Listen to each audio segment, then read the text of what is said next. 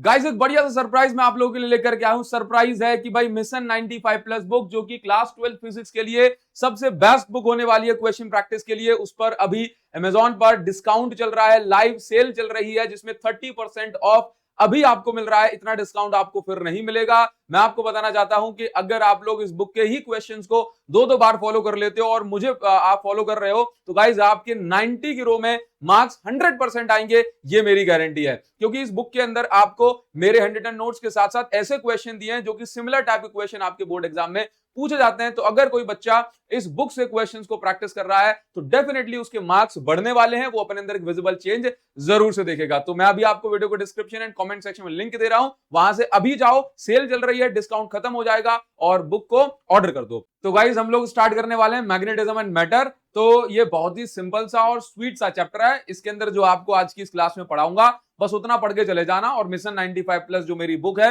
उससे question practice कर लेना, आपका 100% काम हो जाएगा। तो देखिए भाई, सबसे पहले हमें पढ़ना है मैग्नेटिज्म क्या होती है। तो सिंपल सी बात है, कोई भी मैग्नेट किसी मैग्नेटिक सब्सटेंस को अट्रैक्ट अगर कर रही है, रिपेल कर रही है, तो इसी प्रॉपर्टी को हम लोग क्या बोलते हैं, मैग्नेटिज्म। हाँ, मैग्नेटिज्म कोई भी मैग्नेट जो है मैग्नेटिक प्रॉपर्टीज कैसे शो करती है, क्या उसका मेन कारण है, मतलब ओरिजिन क्या है मैग्नेटिज्म का, रूट कॉज क्या है मैग्नेटिज्म का। तो भाई हम लोग ये बोल सकते हैं कि मैग्नेटिक फील्ड जो है ये किससे बनती है, करंट से बनती है। और अगर हम लोग बिल्कुल रूट कॉज में ही घुसना चाह रहे हैं तो एटम के अंदर जब इलेक्ट्रॉन घूमता है ऑर्बिट में तो ये भी क्या बनाता है, एटमिक करंट बनाता है, ऑर्बिटल करंट बनाता है। हाँ देखो जरा, जैसे मान लो मेरे पास एक करंट कैरिंग कॉइल है, अगर इस कॉइल में करंट फ्लो होगा गाइज तो आप मुझे बताओ क्या ये करंट से मैग्नेटिक फील्ड नहीं बनेगी। बोला सर बिल्कुल बनेगी, करंट से मैग्नेटिक फील्ड बनती है ना। इसी प्रकार से अगर एक इलेक्ट्रॉन है जो ऑर्बिट में घूम रहा है तो ऑर्बिट भी तो एक कॉइल की तरह एक्ट करेगी, इलेक्ट्रॉन घूम रहा है तो करंट बन रहा है। तो अगर कोई आपसे ये पूछे कि मैग्नेटिक फील्ड का या मैग्नेटिज्म का सबसे ज्यादा गहराई में घुसकर के कारण क्या है, मतलब ओरिजिन ऑफ मैग्नेटिज्म क्या है, तो बोलना कि orbital motion of electron. Electron जब ऑर्बिट में घूमता है तो ये ऑर्बिट एक करंट कैरिंग कॉइल की तरह एक्ट करती है और अपनी मैग्नेटिक फील्ड बनाती है। तो रूट कॉज क्या है, orbital motion of electron and spin off electron. जब ये इलेक्ट्रॉन अपनी ऑर्बिट पे घूमते हुए रोटेशन भी करती है ना, ऐसे से अपनी पॉइंट पे अपनी जगह पे घूमती भी रहती है, उसको हम लोग क्या बोलते हैं, इलेक्ट्रॉन का स्पिन। तो इलेक्ट्रॉन का स्पिन एंड ऑर्बिटल मोशन दोनों मैग्नेटिज्म के लिए रिस्पॉन्सिबल है। बहुत ही इंपॉर्टेंट पॉइंट है, एक नंबर में सीधे आपको सबसे इंपॉर्टेंट बात मैंने यहां पर पढ़ा दी है। चलो इसके बाद जब भी हम आगे बढ़ते हैं तो हमें मैग्नेट की प्रॉपर्टीज पढ़नी होती है। तो कोई भी मैग्नेट है उसकी क्या प्रॉपर्टीज हैं, तो सबसे पहली प्रॉपर्टी है कि मैग्नेट जो है मैग्नेटिक मटेरियल को अट्रैक्ट करती है, जैसे कि आयरन, निकेल, कोबाल्ट, इनको वो अट्रैक्ट करती है। अच्छा, इसके अलावा आइसोलेटेड मैग्नेटिक पोल्स और मोनोपोल्स डू नॉट एग्जिस्ट। अभी हम लोगों ने क्या पढ़ा कि एक एटम के अंदर जो इलेक्ट्रॉन घूम रहा है वो इलेक्ट्रॉन ऑर्बिट में घूम रहा है तो क्या बना रहा है, मैग्नेटिक फील्ड बना रहा है ना। तो जैसे ये इलेक्ट्रॉन जब घूमेगा तो ये करंट कैरिंग कॉइल की तरह एक्ट करेगी ऑर्बिट। तो करंट कैरिंग कॉइल में एक साइड नॉर्थ पोल होता है, दूसरी साइड साउथ पोल होता है।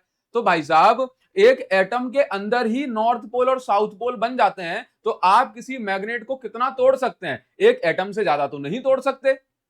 एक एटम के अंदर ही नॉर्थ और साउथ पोल बन जाते हैं। इसका मतलब यह है कि आप कभी भी चाहकर भी नॉर्थ और साउथ पोल को अलग नहीं कर सकते, क्योंकि आप एक मैग्नेट को ऊपर ऊपर से तोड़ दोगे, लेकिन क्या आप एटम को भी तोड़ सकते हो, नहीं। अगर आप एटम को नहीं तोड़ सकते इसका मतलब यह है कि कभी भी आप नॉर्थ और साउथ पोल को अलग नहीं कर सकते। इसी को हमने बोला है कि आइसोलेटेड मैग्नेटिक पोल, यानी अकेला नॉर्थ पोल या अकेला साउथ पोल पॉसिबल नहीं है। इसी को हम लोग बोलते हैं मोनोपोल्स डू नॉट एग्जिस्ट, बोला होते ही नहीं है। अच्छा, इसके बाद हम लोगों को पता है कि लाइक पोल जो सिमिलर पोल होंगे वो हमेशा रिपेल करेंगे, जैसे नॉर्थ नॉर्थ के बीच में रिपल्सन होगा, और अनलाइक पोल्स जो होंगे मतलब ऑपोजिट पोल्स जैसे कि नॉर्थ एंड साउथ वो हमेशा अट्रैक्ट करेंगे। Magnets have directive properties, magnet से आप डायरेक्शन भी बता सकते हो। जैसे आप किसी बार मैग्नेट को हवा में ऐसे लटका दोगे ना, एयर में फ्रीली सस्पेंड कर दोगे, तो वो हमेशा अर्थ की नॉर्थ साउथ डायरेक्शन में खुद को अलाइन कर लेगी। क्यों, क्योंकि अर्थ की जो मैग्नेटिक फील्ड है वो नॉर्थ साउथ डायरेक्शन में है, तो मैग्नेटिक फील्ड इस बार मैग्नेट को अपनी ही डायरेक्शन में अलाइन कर लेती है। तो हम बोलते हैं कि जो मैग्नेटिक नीडल है उसके पास डायरेक्टिव प्रॉपर्टीज है, मतलब उससे में डायरेक्शन के बारे में जानकारी लग जाती है। Okay, now magnet induces magnetism in magnetic material when placed near it. देखो जैसे मान लीजिए कोई मैग्नेट है, अगर आप उस मैग्नेट को आयरन से रब करोगे या आप उस मैग्नेट को बहुत ही सॉफ्ट आयरन के पास में रख दोगे तो वो जो मैग्नेट से निकलने वाली मैग्नेटिक फील्ड है ना, वो आसपास जो सॉफ्ट आयरन रखा हुआ है, मतलब आयरन रखा है, उसके अंदर भी कुछ मैग्नेटिक प्रॉपर्टीज दे देता है। इसी को हम बोलते हैं कि मैग्नेट जो है ये इसके सराउंडिंग में भी मैग्नेटिक प्रॉपर्टीज इंड्यूस कर सकता है, अगर सराउंडिंग में फेरोमैग्नेटिक मटेरियल यानी कि मैग्नेटिक फील्ड का फेवरेट मटेरियल रखा है तो। क्लियर है? अच्छा, ये जो नोट्स है ना आपको free of cost Telegram channel पे मिल जाएगा। टेलीग्राम चैनल की लिंक मैं आपको इस वीडियो के डिस्क्रिप्शन में दे दूंगा, आप उसको जरूर से ज्वाइन करके उसके फाइल सेक्शन से जाके डाउनलोड कर लेना नोट्स को। चलो आगे बढ़ेंगे। अब ये तो हमने मैग्नेट की प्रॉपर्टीज पढ़ ली, इनमें सबसे इंपॉर्टेंट प्रॉपर्टी यही थी कि कभी भी आपको अकेला मोनोपोल मतलब अकेला पोल जैसे ओनली नॉर्थ पोल या ओनली साउथ पोल नहीं मिलेगा। आप एक मैग्नेट को कितना भी तोड़ देना, लेकिन आप कभी भी पोल्स को सेपरेट नहीं कर पाओगे। हाँ, अगर आप कभी तोड़ भी दोगे तो उसके दूसरे एंड पे अपने आप दूसरा जो पोल होगा वो बन जाएगा। नाउ मैग्नेटिक फील्ड क्या होते हैं वो लोग तो हमें पता है कि किसी मैग्नेट के चारों ओर का जो एरिया है उसको हम बोलते हैं मैग्नेटिक फील्ड, और उस एरिया में जो लाइंस फैली होती हैं उसको हम बोलते हैं magnetic field line.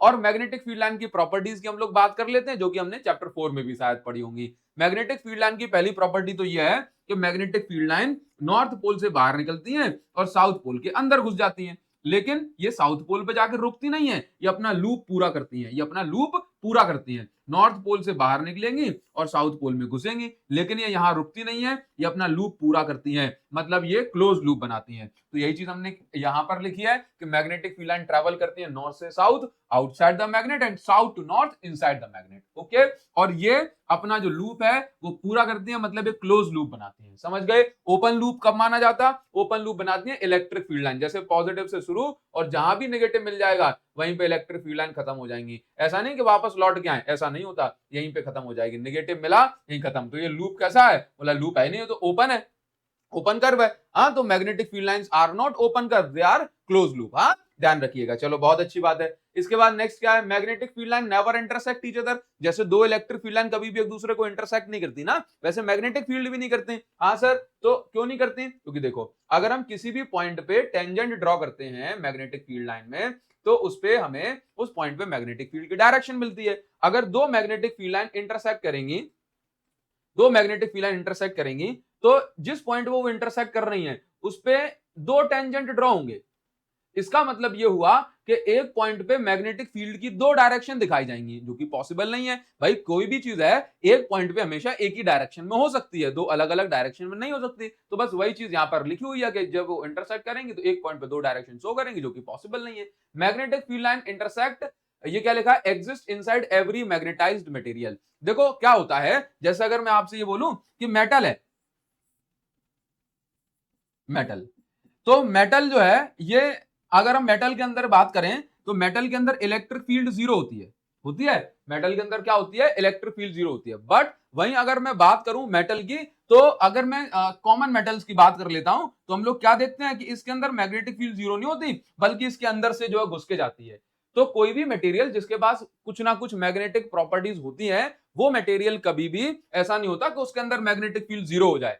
They are unlike electric field, electric field की तरह नहीं होते, बिल्कुल मैग्नेटिक फील्ड थोड़ा सा अलग है। हाँ, तो ध्यान रखिएगा, magnetic field exist inside every magnetised material. Okay, चलिए नाउ तो आप आगे बढ़ेंगे और आगे बढ़ जाएंगे तो हम लोग नेक्स्ट देखेंगे मैग्नेटिक डाइपोल। हाँ, बहुत ही बढ़िया प्यारा स्मूथ छोटू सा इत्तू सा बच्चू सा कुछ पुच्चू सा ये चैप्टर है, आपको कोई भी टेंशन इसके अंदर नहीं लेनी है गाइस। तो मैग्नेटिक डाइपोल की हम लोग बात कर लेते हैं। तो देखो, जैसे इलेक्ट्रिक डाइपोल नहीं था फर्स्ट चैप्टर में, जिसके अंदर दो इक्वल एंड ऑपोजिट चार्ज थे, minus Q charge plus Q charge, ऐसे ही होता है मैग्नेटिक डाइपोल। तो मैग्नेटिक डाइपोल क्या है? जैसे आपके पास एक बार मैग्नेट हो गई गाइस, बार मैग्नेट, तो बार मैग्नेट में जो साउथ पोल है और नॉर्थ पोल है, तो ये दो इक्वल एंड ऑपोजिट पोल, दोनों के बीच की जो कुछ डिस्टेंस हो गई 12।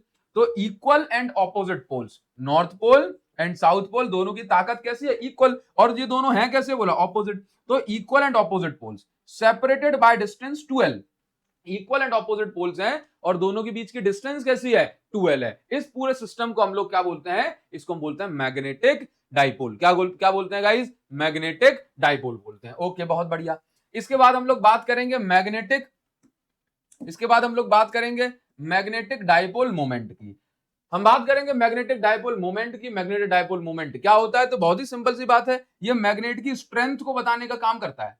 तो जैसे इलेक्ट्रिक डाइपोल मोमेंट नहीं होता था, P is equal to Q into 2L, ऐसे होता है magnetic dipole moment, but magnetic dipole moment को हम लोग कैपिटल एम से रिप्रेजेंट करते हैं। तो capital M is equal to pole strength, क्या है, पोल स्ट्रेंथ।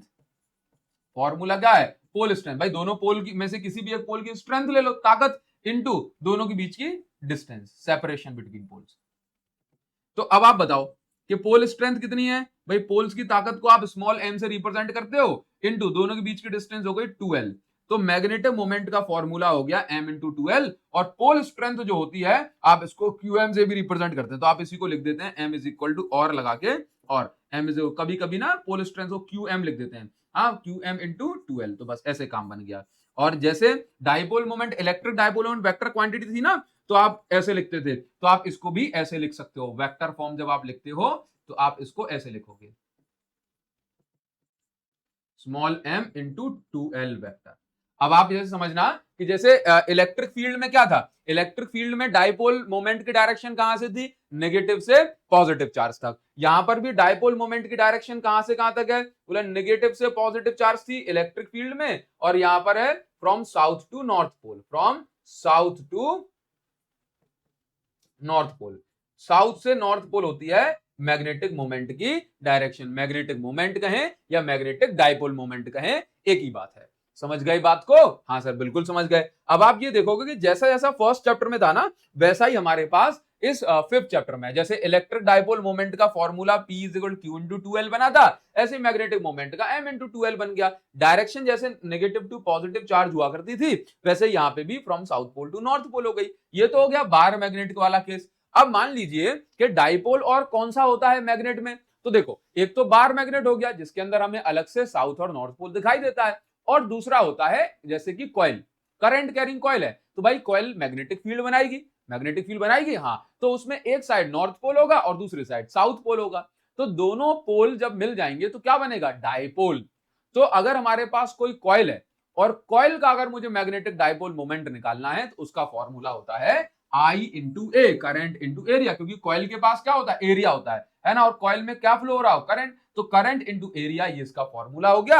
अगर कॉइल में n नंबर ऑफ टर्न्स हैं तो आप m is equal to NIA लगा सकते हैं इसके अंदर रूल। फिर से डायरेक्शन वही साउथ टू नॉर्थ होती है, और राइट हैंड कर्ल रूल से भी हम लोग इसकी डायरेक्शन बता सकते हैं। आपको कुछ नहीं करना, करंट की डायरेक्शन में राइट हैंड की उंगलियां घुमा दो, ऐसे घुमा दो उंगलियां, अंगूठा जो होगा, थंब जो होगा, वो आपको मैग्नेटिक मोमेंट की डायरेक्शन देगा। बताओ क्या इतनी सी बात क्लियर नहीं है। अब जैसे करंट यहां है तो उंगलियां यहां घुमाओ, अंगूठा बाहर है तो बाहर होगा मैग्नेटिक मोमेंट, मतलब साउथ पीछे नॉर्थ आगे, साउथ से नॉर्थ मैग्नेटिक मोमेंट की डायरेक्शन होगी। हाँ, ये देखो ये सिंपल सी चीजें मैंने बहुत अरेंज करके लिखी हैं। अगर आपको यही नोट्स डाउनलोड करने हैं तो टेलीग्राम चैनल की लिंक आपको वीडियो को डिस्क्रिप्शन में दे रहा हूं, फ्री ऑफ कॉस्ट है, डाउनलोड कर लो। फाइल सेक्शन में चले जाना और वहां चैप्टर 5 सर्च कर लोगे तो आपको जो नोट्स हैं वो मिल जाएंगे। हाँ चलिए आगे बढ़ जाते हैं, और आगे बढ़ने पर मैं आपको कुछ और प्रॉपर्टीज पढ़ाता हूं। Obviously we are going to solve its questions. हम लोग क्वेश्चन जो एग्जाम में पूछे जाते हैं वो सॉल्व करने वाले हैं, बट उससे पहले अपना बेस तो तैयार कर लेना चाहिए ना हमें, बस हम लोग वही कर रहे हैं। अब जैसे हम मैग्नेट में कुछ और प्रॉपर्टीज पढ़ेंगे जो कि इंपॉर्टेंट है, और भाई मोस्ट इंपॉर्टेंट है, आप लोग इनको स्किप मत करना, किसी भी कंडीशन पे स्किप मत करना भाई। ये मोस्ट इंपॉर्टेंट प्रॉपर्टीज आपको मैं यहां पर बता रहा हूं, जैसे बहुत इंपॉर्टेंट है। तो देखो जब भी आपसे कहा जाएगा कि आपके पास ना ये एक बार मैग्नेट है और ये बार मैग्नेट है, ये इसकी एक्सिस हो गई, तो कभी भी आप इसको इस एक्सिस के पैरेलल कट करो। तो जब भी आप इसको इस एक्सिस के पैरेलल कट करोगे तो आप देखोगे कि इसकी जो पोल स्ट्रेंथ होगी वो हाफ हो जाएगी। अगर आप इसको पैरेलल दो इक्वल पार्ट में कट कर रहे हो तो पोल स्ट्रेंथ कैसी हो जाएगी, आधी हो जाएगी, हाफ हो जाएगी। ओके ध्यान रखिएगा, तो pole strength also becomes half अगर आप इसको अलोंग द लेंथ कट करते हो। कैसे करते हो, अलोंग द लेंथ दो इक्वल पार्ट्स में। अगर आपसे ये कहा जाए कि अगर आप इसको perpendicular to the axis cut करते हो तब क्या होगा, perpendicular to the axis cut करने पे जो पोल स्ट्रेंथ होगी वो सेम रहेगी। पोल स्ट्रेंथ कैसी होगी, वो सेम रहेगी। बताइए क्या आप ध्यान रखोगे, बिल्कुल आपको ध्यान रखना है, ये काफी इंपॉर्टेंट पॉइंट्स हैं जो कि पूछे जाते हैं। चलो आगे बढ़ेंगे। अब यहां पर एक टर्म आता है जिसको हम बोलते हैं मैग्नेटिक लेंथ कह सकते हो आप इसको। हाँ तो मैग्नेटिक लेंथ क्या है, या ऐसे हम बोले length of magnetic axis, length of magnetic axis. तो आप इसको लिखना 5/6 of actual length of bar magnet. अगर कोई आपसे ये कहे, यदि आपसे ये कहते हैं कि ये आपके पास ना एक बार मैग्नेट है, ये नॉर्थ पोल, ये आपके पास साउथ पोल। ओके अब ये मेरे पास दो पोल्स हो गए, ये मेरे पास पोल्स हैं। तो आप ये समझिए कि अगर मैं आप लोगों से ये बोल दूं कि भाई जो बार मैग्नेट की एक्चुअल लेंथ है वो तो इस कोने से इस कोने तक है, एक्चुअल लेंथ तो यहां से लेके यहां तक है। लेट्स से एक्चुअल लेंथ इसकी हो गई 12 सेंटीमीटर। तो लेंथ ऑफ मैग्नेटिक एक्सिस क्या मानी जाएगी, मैग्नेटिक लेंथ क्या मानी जाएगी, तो दो पोल्स के बीच की जो डिस्टेंस है ना उसको हम लोग मानते हैं लेंथ ऑफ मैग्नेटिक एक्सिस। हाँ, तो दो पोल्स के बीच की जो डिस्टेंस है, दो पोल्स के बीच की डिस्टेंस है उसको कैलकुलेट करने के लिए 5/6 ऑफ टोटल लेंथ कर लो। तो टोटल लेंथ कितनी है 12 सेंटीमीटर। तो अगर आप 5/6 करोगे तो ये निकल के आएगी 6 2 जा 12, तो 10 सेंटीमीटर ये निकल के आएगा। बताइए क्या इतनी बात क्लियर है, बोलो गाइस क्या इतनी बात क्लियर है, ध्यान रखोगे, चलिए बहुत अच्छी बात है। नाउ तो अब अगर मैं यहां पर आप लोगों से ये कह दूं कि अगर मैं इलेक्ट्रिक फील्ड और मैग्नेटिक फील्ड के बीच में एक एनालॉजी सेट करूं, मतलब दोनों के बीच में आपस में क्या रिलेशन है वो आपको बताऊं, तो आप कहोगे कि सर ये फर्स्ट चैप्टर का 5th चैप्टर की कॉपी ही तो है, फर्स्ट चैप्टर की कॉपी तो है 5th चैप्टर। बोला सर क्यों, क्योंकि यहां देखो जैसे कभी मैं बात करूंगा चार्ज की, जैसे फर्स्ट चैप्टर में मैं क्या लिखता हूं चार्ज, तो इस वाले चैप्टर में मैं लिखता हूं पोल स्ट्रेंथ, और पोल स्ट्रेंथ क्या होता है एम। जैसे फर्स्ट चैप्टर में मैं कांस्टेंट यूज करता हूं 1/4 पाई एप्सिलॉन नॉट, तो इस फोर्थ वाले चैप्टर में यूज करता हूं म्यू नॉट बाय 4 पाई। जहां पे इलेक्ट्रिक फील्ड का ई आता है वहां पे इस चैप्टर में मैग्नेटिक फील्ड का बी आता है। जहां पे डायपोल मोमेंट को हम लोग पी लिखते हैं वहां इस चैप्टर में लिखते हैं एम। बताइए क्या इतनी बात क्लियर है, अगर इतनी बात क्लियर है तो जल्दी से बता दो, कमेंट सेक्शन में लिख दो कि हाँ सर मुझे सब समझ में आ रहा है। तो इस चैप्टर में से आपको डेरिवेशंस गाइस याद नहीं करने हैं, डेरिवेशंस रेयरली ही पूछे जाते हैं। कैसे करेंगे अगर आपको पढ़ना भी है तो कैसे करोगे वो चीज मैं आपको भी समझा देता हूं। सबसे पहले जैसे पॉइंट चार्ज इलेक्ट्रिक फील्ड का फॉर्मूला होता है 1/4 pi epsilon naught q by r square. तो मैग्नेटिक फील्ड अगर कोई भी हमारे पास एक वैसे तो हमने ये नहीं बोला कि आप मैग्नेट को पोल्स को अलग कर दोगे, बिल्कुल नहीं कर पाओगे। जैसे हर एक पोल बट अपनी मैग्नेटिक फील्ड तो बना रहा होता है, नॉर्थ पोल भी अपनी मैग्नेटिक फील्ड बनाएगा, साउथ भी बनाएगा, ऑल्दो दोनों की मैग्नेटिक फील्ड्स इक्वल होगी बिल्कुल सेम। तो अगर मुझे किसी इंडिविजुअल पोल की मैग्नेटिक फील्ड निकालनी हो, जैसे पॉइंट चार्ज की निकालते हो तो कैसे निकालेंगे, ऐसे निकालोगे 1/4 पाई एप्सिलॉन नॉट की जगह म्यू नॉट बाय 4 पाई, चार्ज की जगह पे पोल स्ट्रेंथ, आर स्क्वायर की जगह पे आर स्क्वायर। एक्सियल पॉइंट पे जब मैंने मैग्नेटिक इलेक्ट्रिक फील्ड निकाली तो 1/4 पे epsilon naught 2p by r cube, इसमें क्या हो जाएगा 2m बाय r क्यूब, यहाँ पे p बाय r क्यूब, यहाँ m बाय r क्यूब। जैसे टॉर्क ऑन डाइपोल, कोई भी डाइपोल जब इलेक्ट्रिक फील्ड में रखा होता है उस पर टॉर्क लगता है p sin थीटा, तो यहाँ पे p की जगह पे m, e की जगह पे b sin थीटा।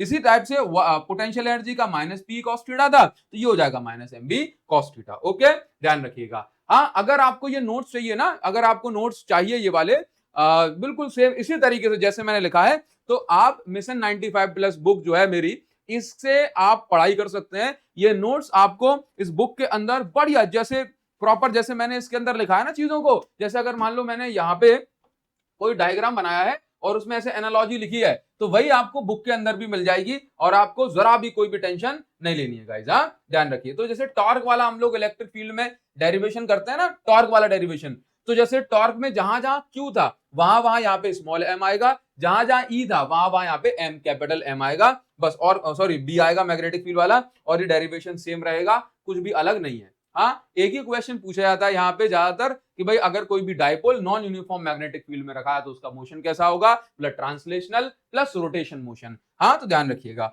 चलो आगे बढ़ेंगे। तो डेरिवेशन वगैरह इसके अंदर सेम एज फर्स्ट चैप्टर है, तो इनको एक बार आप अच्छे से रीड कर सकते हो। अब यहाँ पर हम लोग आ जाते हैं गॉस लॉ ऑफ मैग्नेटिज्म पर। गॉस लॉ ऑफ मैग्नेटिज्म क्या कहता है, बहुत ही बढ़िया सी और प्यारी सी बात ये कहता है कि सर क्या कहेगा, ये कहेगा गॉस लॉ ऑफ मैग्नेटिज्म ये कहता है कि यदि आपके पास कोई भी एक क्लोज्ड सरफेस है तो इस क्लोज्ड सरफेस से हमेशा मैग्नेटिक फ्लक्स जीरो होगा। जैसे क्योंकि देखो जैसे मैंने कोई भी मैग्नेट रख दी, इसके अंदर कोई भी मैग्नेट रख दी, तो इस मैग्नेट के अंदर हमेशा नॉर्थ पोल भी होगा साउथ पोल भी होगा। तो नॉर्थ पोल से अगर मैग्नेटिक फील्ड लाइन बाहर निकलेगी तो साउथ के अंदर जाएगी ही जाएगी, है ना। तो जितना आउटवर्ड फ्लक्स हुआ लेट्स से पॉजिटिव, उतना इनवर्ड फ्लक्स हो गया से नेगेटिव। तो जितना आपका पॉजिटिव फ्लक्स रहा उतना ही नेगेटिव फ्लक्स हो गया। तो हमेशा जो मैग्नेटिक फ्लक्स होगा किसी भी क्लोज्ड सरफेस से वो कितना हो जाएगा, वो जीरो हो जाएगा। हाँ हमेशा आपको इस बात को ध्यान देना है। जैसे इलेक्ट्रिक फील्ड में ऐसा नहीं होता था, इलेक्ट्रिक फील्ड में क्या होता था, इलेक्ट्रिक फील्ड में आपने कोई भी चार्ज रख दिया, लेट्स अगर पॉजिटिव चार्ज रखा तो हमेशा इलेक्ट्रिक फील्ड लाइन कहां जाएंगी, बोला बाहर, कभी अंदर लौट के आएंगी ही नहीं। अगर नेगेटिव चार्ज रखा तो बस अंदर आएंगी, एक ही टाइप का तो फ्लक्स होगा, बस एक ही टाइप का तो फ्लक्स होगा, हाँ, जब डाइपोल रखते हैं -q + q, तब ऐसा देखा गया कि जो भी इलेक्ट्रिक फील्ड लाइन पहले बाहर जाएंगी फिर अंदर जाएंगी, तो नेट फ्लक्स जो है वो 0 हो जाएगा। तो इलेक्ट्रिक फील्ड में तो हर टाइप की वैल्यूज पॉसिबल थी, 0 भी पॉसिबल थी, non zero. But magnetic field में क्या है कि कोई भी क्लोज्ड सरफेस अगर हम लेंगे तो उस क्लोज्ड सरफेस के अंदर आप कोई भी मैग्नेट रख दो, तो किसी भी मैग्नेट में हमेशा दोनों पोल पॉसिबल है, मतलब दोनों ही पोल रहेंगे हमेशा, नॉर्थ और साउथ दोनों साथ में रहेंगे। तो नॉर्थ पोल से जितनी फील्ड लाइन बाहर निकलेंगी उतनी साउथ के अंदर घुस जाएंगी। बोलो हाँ या ना, समझ में आ रहा है ना। तो इसका मतलब ये हुआ किसी भी क्लोज्ड सरफेस से, किसी भी क्लोज्ड सरफेस, देखो क्लोज का साइन लगा है, देखो बताऊं क्या, क्लोज इंटीग्रेशन मतलब क्लोज सरफेस के लिए close integration of magnetic field, हाँ close integration of magnetic field, closed surface के लिए मैग्नेटिक फील्ड को अगर आप लोग कैलकुलेट करना चाहते हो फ्लक्स, तो कितना आएगा, 0 निकल के आएगा। तो close integration of B vector dot DS vector is always equal to 0। बताइए क्या इतनी बात क्लियर है। तो ये गॉस लॉ ऑफ मैग्नेटिज्म कहता है, ये इस बात को भी प्रूव करता है कि आइसोलेटेड पोल्स पॉसिबल नहीं है। अगर आइसोलेटेड पोल होते केवल तभी जो नॉन जीरो फ्लक्स है वो क्लोज सरफेस के लिए हो पाता है। तो जितनी मैग्नेटिक फील्ड लाइन एंटर करेंगी उतनी मैग्नेटिक फील्ड लाइन लीव करेंगी, मतलब एग्जिट करेंगी। बताइए क्या इतनी बात क्लियर है गाइज, बोलो क्या इतनी बात क्लियर है, बताइए जरा कमेंट सेक्शन में गाइज, आप लोगों का वेट कर रहा हूं। हाँ चलो आगे बढ़ेंगे। अब इसके बाद यहां पर एक जरूरी बात कि जैसे अगर मैं सोलेनॉइड की बात करता हूं, किसकी बात करता हूं, सोलेनॉइड की, तो एक सोलेनॉइड जो है एक करंट कैरिंग सोलेनॉइड, गाइज क्या बोल रहा हूं, एक करंट कैरिंग सोलेनॉइड, एक करंट कैरिंग सोलेनॉइड कैसे एक्ट करती है, बार मैग्नेट की तरह। क्योंकि सोलेनॉइड में भी क्या होता है, एक साइड से मैग्नेटिक फील्ड लाइन बाहर निकलती है, दूसरे साइड से अंदर घुसती है और ऐसे फॉलो करती है पाथ को। और यहां पे भी क्या होता है, बार मैग्नेट में भी सेम होता है। तो बार मैग्नेट एक करंट कैरिंग सोलेनॉइड की तरह ही एक्ट करती है, और दोनों की मैग्नेटिक फील्ड जो है अगर आप लोग एक्सिस पे निकाल रहे हो तो सेम निकल के आती है, बार मैग्नेटिक डाइपोल की तरह ही तो एक्ट करती है। बस बार मैग्नेट में और उसमें इतना सा डिफरेंस है कि बार मैग्नेट में जो मैग्नेटिक फील्ड है वो वेरिएबल है, करंट को कम ज्यादा करोगे तो मैग्नेटिक फील्ड भी कम ज्यादा हो जाएगी। सॉरी सोलेनॉइड में करंट वेरिएबल होता है, करंट को आप अपनी मर्जी से चेंज कर सकते हो। तो अगर करंट को चेंज करोगे तो मैग्नेटिक फील्ड की स्ट्रेंथ भी चेंज हो जाएगी, और अगर आपने करंट को रिवर्स कर दिया तो जहां नॉर्थ और साउथ पोल बन रहे थे वो पोलैरिटी भी रिवर्स हो जाएगी। Got it. तो current carrying solenoid bar magnet की तरह एक्ट करती है, बट ये एक टेम्पररी मैग्नेट है, current off magnetism off, but ये एक परमानेंट मैग्नेट है, करंट से इसका कोई लेना देना है ही नहीं। ओके चलो ध्यान रखेंगे। अब हम लोग आगे बढ़ेंगे और अब इस चैप्टर का सबसे इंपॉर्टेंट पार्ट आपको आने वाला है, जहां पर आपको चीजें समझनी चाहिए। इससे भी इंपॉर्टेंट आएगा जब हम लोग क्लासिफिकेशन ऑफ मटेरियल पढ़ेंगे। सबसे पहले आपको यहां पर दिया जा रहा है पहली चीज कि मैग्नेटाइजिंग फील्ड इंटेंसिटी क्या है, बहुत बहुत इंपॉर्टेंट है। मैग्नेटाइजिंग फील्ड इंटेंसिटी, या इसी को गाइस हम लोग बोलते हैं मैग्नेटाइजिंग फोर्स। देखो मेरे पास ना ये एक सोलेनॉइड है करंट कैरिंग, अब इसके अंदर ऑब्वियसली क्या बन रही होगी, मैग्नेटिक फील्ड। तो अब हमने क्या किया कि इस मैग्नेटिक फील्ड के अंदर, इस सोलेनॉइड के अंदर ले जाके हमने एक सॉफ्ट आयरन का टुकड़ा रख दिया, मतलब एक सॉफ्ट आयरन का पीस रख दिया। तो अब ये मैग्नेटिक फील्ड, जब ये मैग्नेटिक फील्ड सॉफ्ट आयरन से घुसेंगी ना, तो सॉफ्ट आयरन को भी कर देंगी ये मैग्नेटाइज, मतलब सॉफ्ट आयरन भी अब मैग्नेटिक फील्ड बनाने लगेगा। सॉफ्ट आयरन भी अब क्या करेगा, ये भी मैग्नेटिक फील्ड बनाएगा। क्यों, मैग्नेटिक फील्ड इसके अंदर से घुस के चली गई। मैग्नेटिक फील्ड ने क्या किया, जो एटम उल्टे सीधे भाग रहे थे ना, उन सबको मैग्नेटिक फील्ड की डायरेक्शन में अलाइन कर दिया। मतलब मैग्नेटिक फील्ड जो थी इसने इस सॉफ्ट आयरन को मैग्नेटाइज कर दिया, मतलब ये भी अब मैग्नेटिक फील्ड बनाने लगा है। मतलब सीधी सीधी बात है कि किसी भी मैग्नेटिक फील्ड की वो प्रॉपर्टी, वो कैपेसिटी, वो कैपेबिलिटी, वो क्षमता कि वो किसी मटेरियल को मैग्नेटाइज कर सकती है, इसी को हम लोग बोलते हैं मैग्नेटाइजिंग फील्ड इंटेंसिटी या मैग्नेटाइजिंग फोर्स। ओके तो यही चीज मैंने लिखी है कि जब एक सॉफ्ट आयरन कोर सोलेनॉइड के अंदर रखा जाता है तो ये क्या हो जाता है, इट गेट्स मैग्नेटाइज्ड, ये भी मैग्नेटिक प्रॉपर्टीज बताने लगता है। तो property of field, magnetic field की वो प्रॉपर्टी, वो क्षमता, वो कैपेसिटी, वो कैपेबिलिटी कि ये किसी सब्सटेंस को मैग्नेटाइज कर सके, इसी को हम बोलते हैं मैग्नेटाइजिंग फील्ड इंटेंसिटी या मैग्नेटाइजिंग फोर्स। अब मैग्नेटिक फील्ड का फॉर्मूला क्या है, B is equal to mu naught N I. क्या है formula, B is equal to mu naught N I. अब B is equal to mu naught N I है, अब ध्यान से देखना। अब देखो हम लोग क्या मैग्नेटिक फील्ड को कौन कंट्रोल कर, देखो जितनी स्ट्रॉन्ग मैग्नेटिक फील्ड होगी उतना ही स्ट्रॉन्ग मैग्नेटाइजेशन होगा। बट ये जो मैग्नेटाइजेशन को कंट्रोल कौन कर रहा है, मैग्नेटाइजिंग फील्ड को कंट्रोल कौन कर रहा है, बोला एक तो सोलेनॉइड के number of turns per unit length, मतलब जितने ज्यादा टर्न डेंसिटी होगी, जितने चिपक चिपक के टर्न्स होंगे उतनी स्ट्रॉन्ग फील्ड बनेगी, और जितना ज्यादा करंट फ्लो होगा उतनी स्ट्रॉन्ग फील्ड बनेगी। तो जो एन और आई है ये डिसाइड करते हैं कि भाई कोई भी मटेरियल कितना ज्यादा मैग्नेटाइज हो सकता है। तो जो एन और आई है, एन आई को हम बोलते हैं मैग्नेटाइजिंग फोर्स या फिर मैग्नेटाइजिंग फील्ड इंटेंसिटी। ओके, तो एन और आई को हमने क्या बोला, एच, तो एच इज इक्वल टू क्या हो गया, बी अपॉन म्यू नॉट। तो एच क्या है, एच ही तो है मैग्नेटाइजिंग फोर्स या मैग्नेटाइजिंग फील्ड इंटेंसिटी, मैग्नेटाइज करने वाली फील्ड की ताकत। तो H is equal to B upon mu naught आ गया। बी क्या है, मैग्नेटाइजिंग फील्ड या समझिए, तो बी क्या है, मैग्नेटाइजिंग फील्ड इंटेंसिटी या फिर मैग्नेटिक फोर्स, मैग्नेटाइजिंग फोर्स। तो इसकी यूनिट टेस्ला, म्यू नॉट की unit tesla metre ampere inverse, tesla tesla cut गया, एम्पियर ऊपर पहुंच गया तो एम्पियर पर मीटर। तो ampere per metre guys, ampere per metre ये इसकी यूनिट हो गई, मैग्नेटाइजिंग फोर्स की यूनिट हो गई एम्पियर पर मीटर, ध्यान रखना बहुत इंपॉर्टेंट है। अब हम लोग बात करें किसकी, इंटेंसिटी ऑफ मैग्नेटाइजेशन, जो कि बहुत बहुत इंपॉर्टेंट है, आप इस पे मोस्ट इंपॉर्टेंट लगा लो गाइस। इंटेंसिटी ऑफ मैग्नेटाइजेशन पे आप लोग लगा लो मोस्ट इंपॉर्टेंट है। सर ये इतना इंपॉर्टेंट है क्या, हाँ भाई साहब बहुत इंपॉर्टेंट है। देखो ऐसी कहानी है, बहुत सिंपल सी बात है कि कोई भी जो मटेरियल है ना उसके अंदर डायपोल्स होते हैं।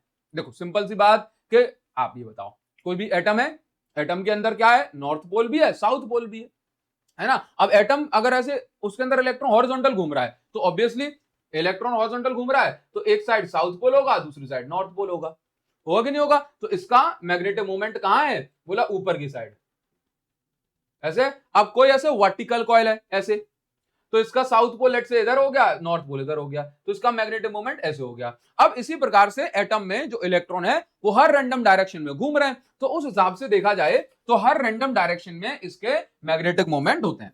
ओके, जब ये मैग्नेटिक मोमेंट अलाइन हो जाते हैं मैग्नेटिक फील्ड के, जिस डायरेक्शन में ये इकट्ठे अलाइन हो जाते हैं उसी डायरेक्शन में मैग्नेटिक फील्ड बनती है, नेट मैग्नेटिक फील्ड है ना, उसी डायरेक्शन में मैग्नेटाइजेशन होता है, समझो।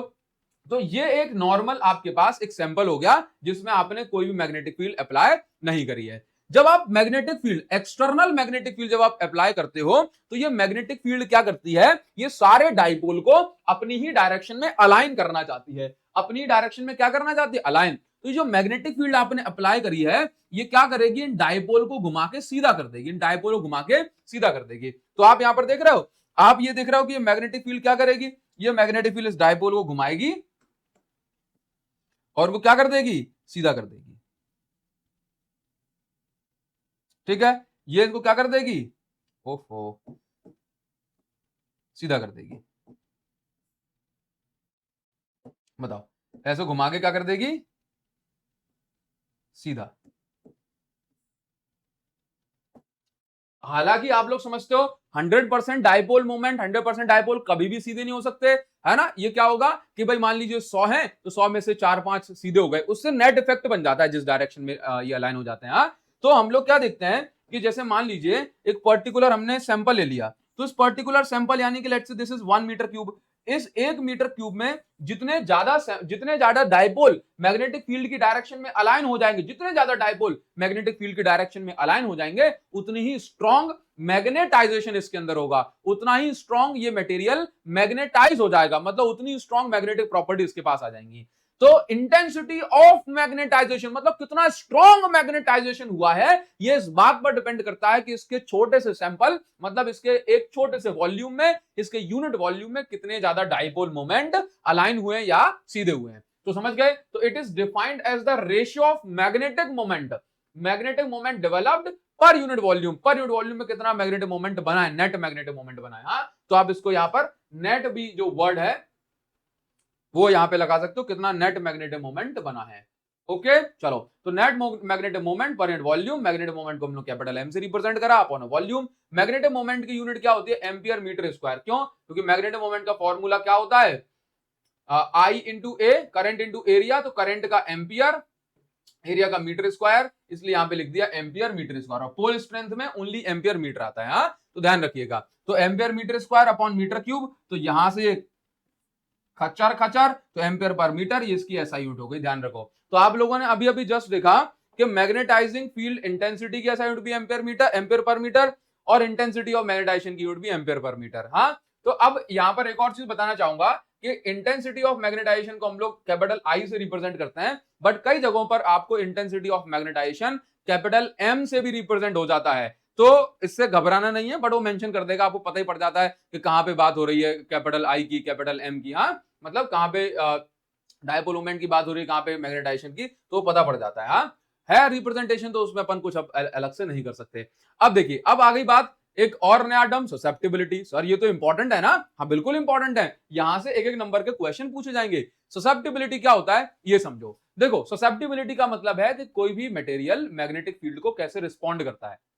जैसे क्या होता है कि अलग अलग टाइप के मटेरियल होते हैं, कोई मटेरियल तो मैग्नेटिक फील्ड को पसंद कर रहा है, कोई पसंद नहीं कर रहा, तो कोई अपोज कर रहा है ना? तो यदि कोई मटेरियल एक्सटर्नल मैग्नेटिक फील्ड को लाइक करता है, तो वो मटेरियल के अंदर डाइपोल मैग्नेटिक फील्ड की डायरेक्शन में ही सीधे हो जाते हैं। जैसे मान लो कि डाइपोल मोमेंट है, समझ रहा, ये ऐसे ऊपर के साइड मूव है। अब ऐसे मैग्नेटिक फील्ड आई, अब अगर कोई मटेरियल इस मैग्नेटिक फील्ड को पसंद करता है, जैसे कि आयरन, आयरन तो मैग्नेटिक फील्ड का फेवरेट है, तो आयरन क्या करेगा, अपने एटम को मैग्नेटिक फील्ड जहां है उसी डायरेक्शन में घुमा देगा। हाँ, तो ये पसंद कर रहा है, लाइक कर रहा है, तो इसका एटम मतलब इसका डाइपोल और मैग्नेटिक फील्ड दोनों सेम डायरेक्शन में। अब कॉपर, कॉपर मैग्नेटिक फील्ड को पसंद नहीं करता, ये से हेट करता है, नफरत करता है। तो अब क्या होगा, जैसे इस डायरेक्शन में मैग्नेटिक फील्ड आई, तो कॉपर अपने एटम को इसके ऑपोजिट डायरेक्शन में घुमा लेगा। ओके, तो इसकी हो गई नेगेटिव ससेप्टिबिलिटी, जिसने सेम डायरेक्शन में घुमाई है उसकी हो गई पॉजिटिव ससेप्टिबिलिटी। तो ससेप्टिबिलिटी का मतलब, पहले मैं आपको बता दूं कि कोई भी मटेरियल मैग्नेटिक फील्ड को किस तरीके से रिस्पॉन्ड करता है। अगर सपोर्ट कर रहा है तो पॉजिटिव ससेप्टिबिलिटी, अपोज कर रहा है तो नेगेटिव ससेप्टिबिलिटी। बहुत सपोर्ट कर रहा है तो लार्ज पॉजिटिव, और बहुत अपोज कर रहा है तो लार्ज नेगेटिव। थोड़ा सपोर्ट कर रहा है तो स्मॉल पॉजिटिव, और थोड़ा अपोज कर रहा है, थोड़ा रिपेल कर रहा है तो स्मॉल नेगेटिव। बताइए, ध्यान रखोगे? ध्यान रखोगे? अब प्लास्टिक हो गई, वुड हो गई, इनमें मैग्नेटिक फील्ड का कोई रिस्पॉन्ड ही नहीं है, ये मैग्नेटिक फील्ड को कोई जवाब ही देते, तो इनकी ससेप्टिबिलिटी जीरो होती है। ध्यान रखोगे? हाँ, अब देखते हैं कि ससेप्टिबिलिटी को हम लोग डिफाइन कैसे करते हैं। तो जैसे मान लीजिए आपके पास कोई सैंपल है, अब आपने इस पे क्या लगाई, मैग्नेटाइजिंग फोर्स। मैग्नेटाइजिंग फोर्स लगाया आपने H। मैग्नेटाइजिंग फोर्स लगाने से कितने डाइपोल सीधे हो गए, कितना मैग्नेटाइजेशन इस मटेरियल के अंदर हो गया, उसको हम लोग ससेप्टिबिलिटी बोलते हैं। हाँ, तो it is the ratio of intensity of magnetisation on applying magnetising force, I by H का ये रेशियो है। क्या है? I बाय H का ये रेशियो है। इसको हम लोग बोलते हैं ससेप्टिबिलिटी। क्या बोलते हैं? ससेप्टिबिलिटी। तो ससेप्टिबिलिटी पॉजिटिव होगी किसके लिए, जो सपोर्ट करेगा, नेगेटिव होगी जो रिपेल करेगा। हाँ, अच्छा, इसके बाद रिलेटिव परमेबिलिटी एक इंपॉर्टेंट फैक्टर आ जाता है। रिलेटिव परमेबिलिटी का मतलब यह है कि लेट्स से अभी वैक्यूम में से या एयर में से किसी जगह से 100 मैग्नेटिक फील्ड लाइन निकल रही, कितनी? 100। अब मान लीजिए कि 100 मैग्नेटिक फील्ड लाइन कहीं से आती हैं। अब इस जगह पे मैंने क्या रख दिया, आयरन रख दिया, आयरन। तो आयरन के अंदर भी खुद की मैग्नेटिक फील्ड बनने लगी। तो अब इस जगह पे इस मटेरियल के अंदर हो गई 500 मैग्नेटिक फील्ड लाइन। तो हम ये देखेंगे कि वैक्यूम में कितनी थी, 100, और अब कितनी है, 500। तो 500 अपॉन 100 ये निकल गया 5। मतलब इस मटेरियल ने वैक्यूम के रिलेशन में, वैक्यूम के कंपैरिजन में 5 गुना ज्यादा मैग्नेटिक फील्ड बनाई है। तो रिलेटिव परमेबिलिटी का मतलब है कि कोई भी मटेरियल कितनी परमिशन देता है मैग्नेटिक फील्ड लाइन को पास होने की, खुद के अंदर से विद रिस्पेक्ट टू वैक्यूम। समझ गए कि वैक्यूम में से कितनी मैग्नेटिक फील्ड लाइन पास होती हैं, उसके कंपैरिजन में उस मटेरियल से कितनी होती हैं, इसी रेशियो को हम लोग बोलते हैं रिलेटिव परमेबिलिटी। मतलब permeability of medium upon permeability of vacuum, इसको हमने बोला रिलेटिव परमेबिलिटी। ध्यान रखोगे? रिलेटिव परमेबिलिटी का एक और फॉर्मूला बन जाता है। ये क्या फॉर्मूला बनेगा, mu R is equal to 1 plus chi M, या simple 1 plus chi. Chi susceptibility को बताता है, तो रिलेटिव परमेबिलिटी फॉर्मूला 1 प्लस काई भी होता है। इसको आप लोग ध्यान रखेंगे, ध्यान रखोगे ना? ध्यान रखोगे ना? कुछ पूछू? हाँ, तो अब यहां पे मैं आपको बता दूं कि जैसे मान लीजिए कि कुछ मटेरियल जैसे डायामैग्नेटिक मटेरियल होता है। अब ये जैसे मान लो कि यहाँ पे मैग्नेटिक फील्ड है 100 अभी वैक्यूम के अंदर। अब मैंने ना यहाँ पे कॉपर रख दिया, तो कॉपर मैग्नेटिक फील्ड को पसंद नहीं करता, तो कॉपर के अंदर उल्टी मैग्नेटिक फील्ड बनेगी। उल्टी मैग्नेटिक फील्ड बनेगी तो यहाँ पे अब 90 बचेंगे। तो इसका मतलब आप देखोगे 90 अपॉन 100 0.9, तो कॉपर की रिलेटिव परमेबिलिटी 1 से कम निकल के आई, आयरन ने इसको 4 गुना 5 गुना बढ़ा दिया। तो जो मैग्नेटिक फील्ड की स्ट्रेंथ को बढ़ाते हैं, जो मटेरियल मैग्नेटिक फील्ड की स्ट्रेंथ को बढ़ाते हैं, जो पसंद करते हैं, उनकी रिलेटिव परमेबिलिटी हमेशा 1 से ज्यादा होगी, जो घटाते हैं उनकी परमेबिलिटी 1 से रिलेटिव कम होगी। हाँ, इनको ध्यान रखिएगा, इन पर बेस्ड हम लोग क्वेश्चन जो है अच्छे से सॉल्व करने वाले हैं। चलो आगे बढ़े। अब मैं आपको पढ़ाने वाला हूं प्रॉपर्टीज ऑफ मैग्नेटिक या टाइप्स ऑफ मैग्नेटिक मटेरियल। बहुत इंपॉर्टेंट बात है guys. Types of magnetic material की जब मैं बात करता हूं तो guys there are 3 types of material. 3 type के मटेरियल होते हैं। कौन कौन से? पहले आपके पास डायामैग्नेटिक सब्सटेंस। ये notes again I would say आपको मेरी बुक में मिल जाएंगे और फ्री ऑफ कॉस्ट डाउनलोड करने के लिए आप लोग टेलीग्राम चैनल को ज्वाइन करके रखो, वीडियो को डिस्क्रिप्शन में लिंक दे रहा हूं। डायामैग्नेटिक सब्सटेंस जो होते हैं, डायामैग्नेटिक सब्सटेंस के अंदर क्या होगा, ये 3 टाइप के substance, diamagnetic substance, paramagnetic substance और फेरोमैग्नेटिक सब्सटेंस। डायामैग्नेटिक, पैरामैग्नेटिक और फेरोमैग्नेटिक, हमारे पास 3 टाइप के सब्सटेंस होते हैं। डायामैग्नेटिक सब्सटेंस वो होते हैं जो मैग्नेटिक फील्ड लाइन को पसंद नहीं करते, उनको रिपेल करते हैं, हल्का फुल्का रिपेल करेंगे, वीकली रिपेल मैग्नेटिक फील्ड, ठीक है। पैरामैग्नेटिक सब्सटेंस वो होते हैं, पैरामैग्नेटिक सब्सटेंस वो होते हैं जो मैग्नेटिक फील्ड लाइन को पसंद करते हैं, लाइक करते हैं, बस थोड़ा पसंद करते हैं, मतलब सपोर्ट करते हैं, तो weekly supports magnetic field. Ferromagnetic substance जैसे कि आयरन दबा के सपोर्ट करता है, भाई साहब भीड़ में सपोर्ट कर जाएंगे, भीड़ में नारे लगा देंगे, मैग्नेटिक फील्ड जिंदाबाद, मैग्नेटिक फील्ड जिंदाबाद। समझ रहे हो बात को? तो फेरोमैग्नेटिक सब्सटेंस मैग्नेटिक फील्ड को बहुत सारा सपोर्ट करते हैं, मतलब स्ट्रांगली सपोर्ट मैग्नेटिक फील्ड, ठीक है। चलिए इसके बाद हम लोग बात करेंगे तो एग्जांपल। भाई साहब एक चीज मैं आपको बता दूं, इस चैप्टर से guys I would stop you here, मैं आपको यहीं पे रोकूंगा। इस चैप्टर से ये जो स्लाइड है, इसमें जो एग्जांपल्स आपको दिए गए हैं, इन एग्जांपल को भूलना नहीं है, याद कर लो, कुछ भी कर लो, खा लो, पी लो, चाट लो, हक दो। आपको आखिरी वाला शब्द नहीं करना, पेट में बचा के रखना है। आपको कुछ भी करना पड़े, आप ये एग्जांपल नहीं भूलोगे। ये एग्जांपल रट लो, डाया पैरा फेरो के ये एग्जांपल पे से सबसे ज्यादा क्वेश्चन पूछे जाते हैं। हाँ ध्यान रखिए। तो ये types of ferromagnetic types of substance हो गए ना। हम लोग बात करें किसकी? हम लोग बात करेंगे एक एक करके, सारे मटेरियल्स एक एक करके सबकी बात कर लेंगे। तो डायामैग्नेटिक सब्सटेंस की सबसे पहली प्रॉपर्टी मैं आपको बताता हूं, हमें बेसिकली प्रॉपर्टीज याद करनी है। तो पहली चीज तो डायामैग्नेटिक सब्सटेंस क्या है?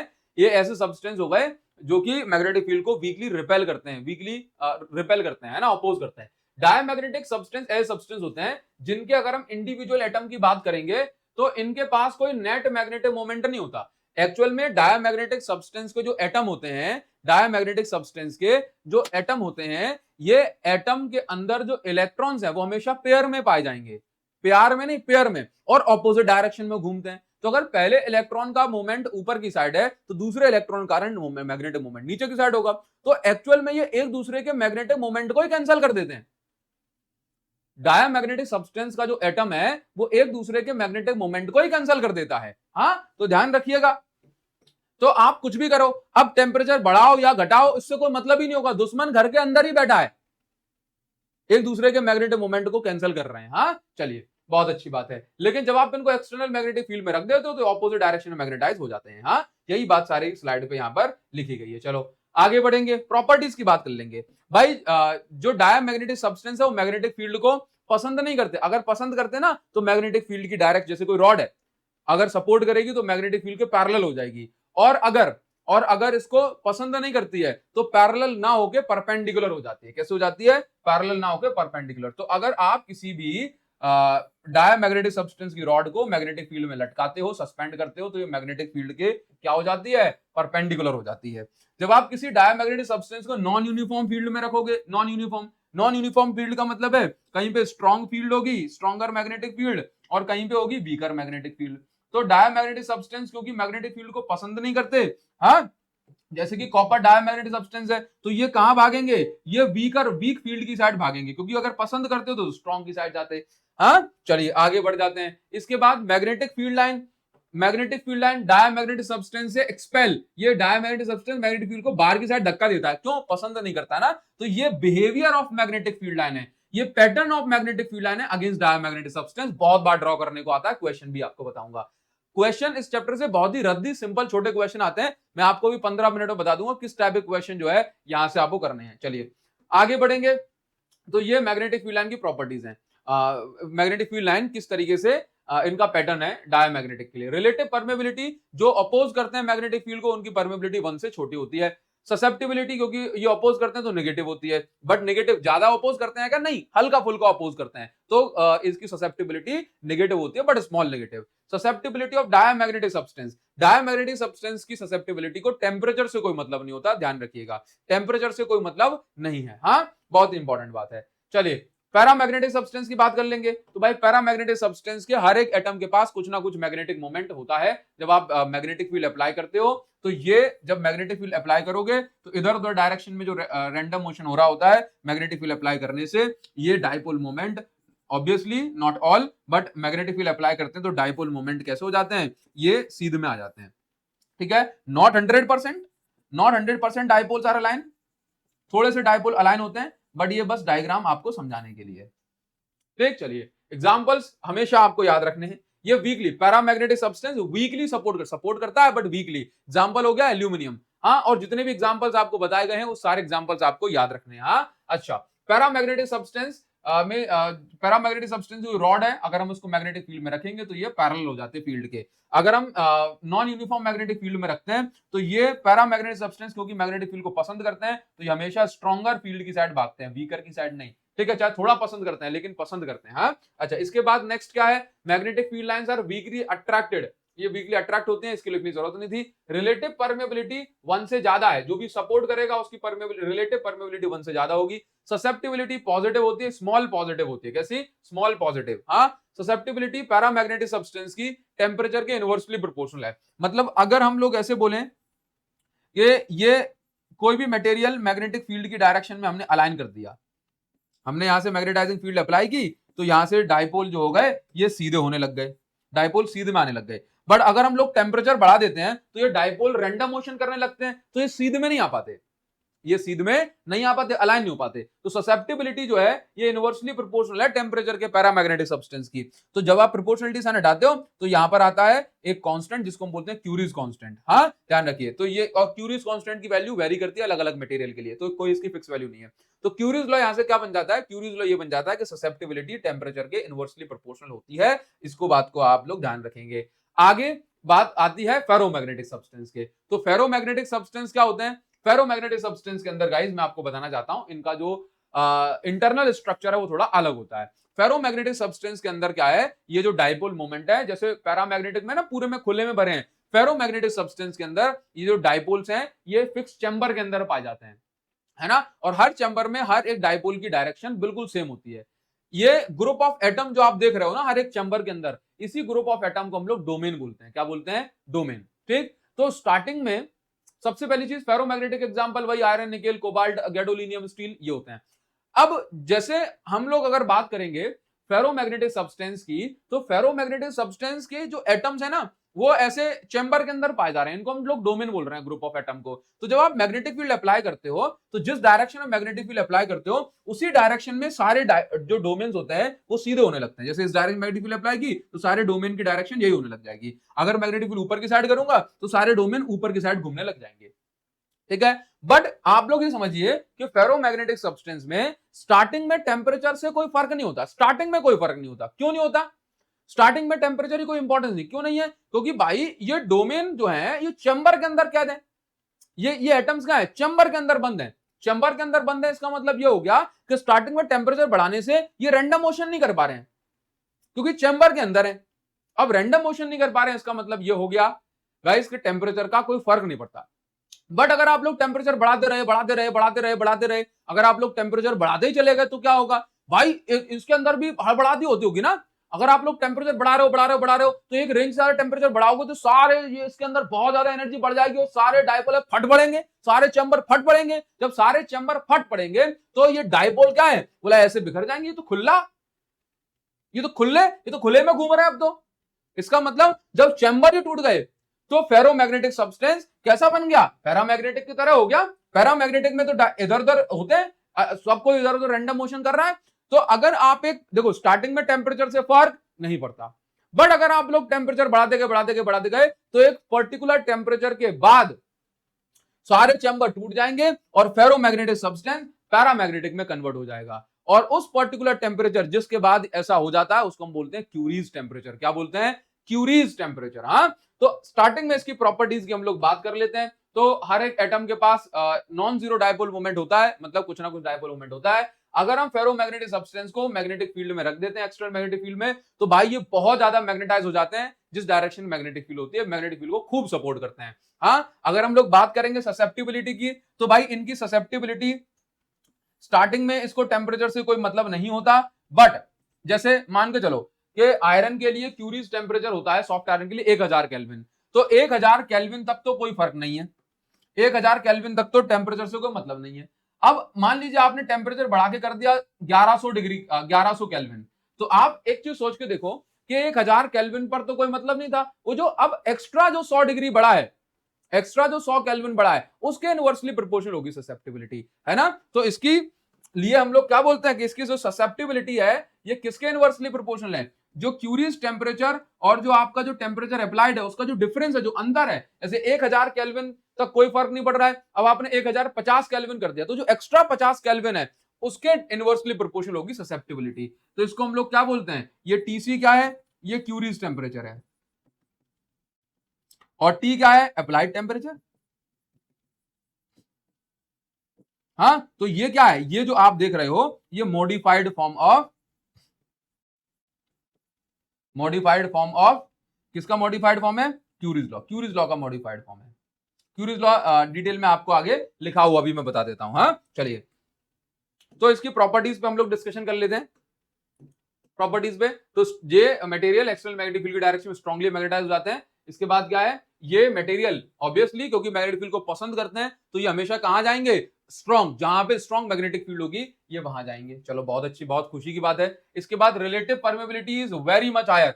इनकी जो रिलेटिव परमेबिलिटी वो है वो कैसी होगी? बहुत बहुत ज्यादा होगी भाई।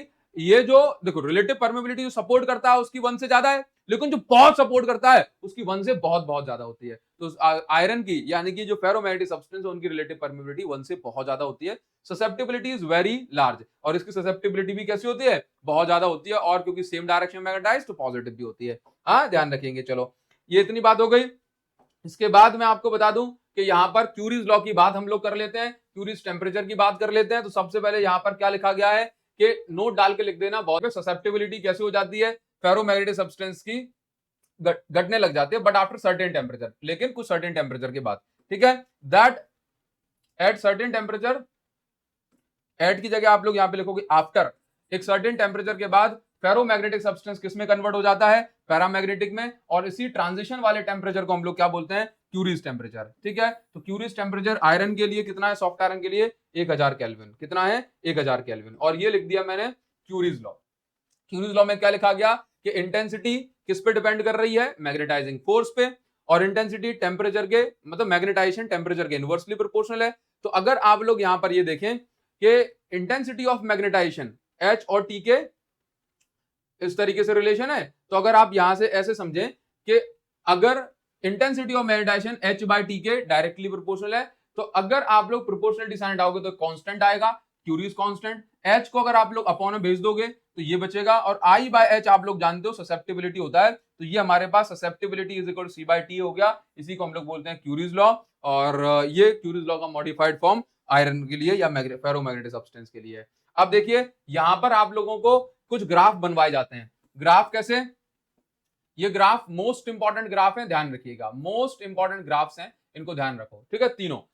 ये इंटेंसिटी ऑफ मैग्नेटाइजेशन को हम लोग I से भी रिप्रेजेंट करते हैं और M से भी, जो लिखा मिल जाए उसको बना के चलना। ठीक, अब देखिए intensity of magnetisation versus magnetising force. तो कभी भी ऐसे बताया जाए कि अगर आपने मैग्नेटाइजिंग फोर्स अप्लाई किया तो ऑब्वियसली मैग्नेटाइजेशन उस मटेरियल के अंदर होगा।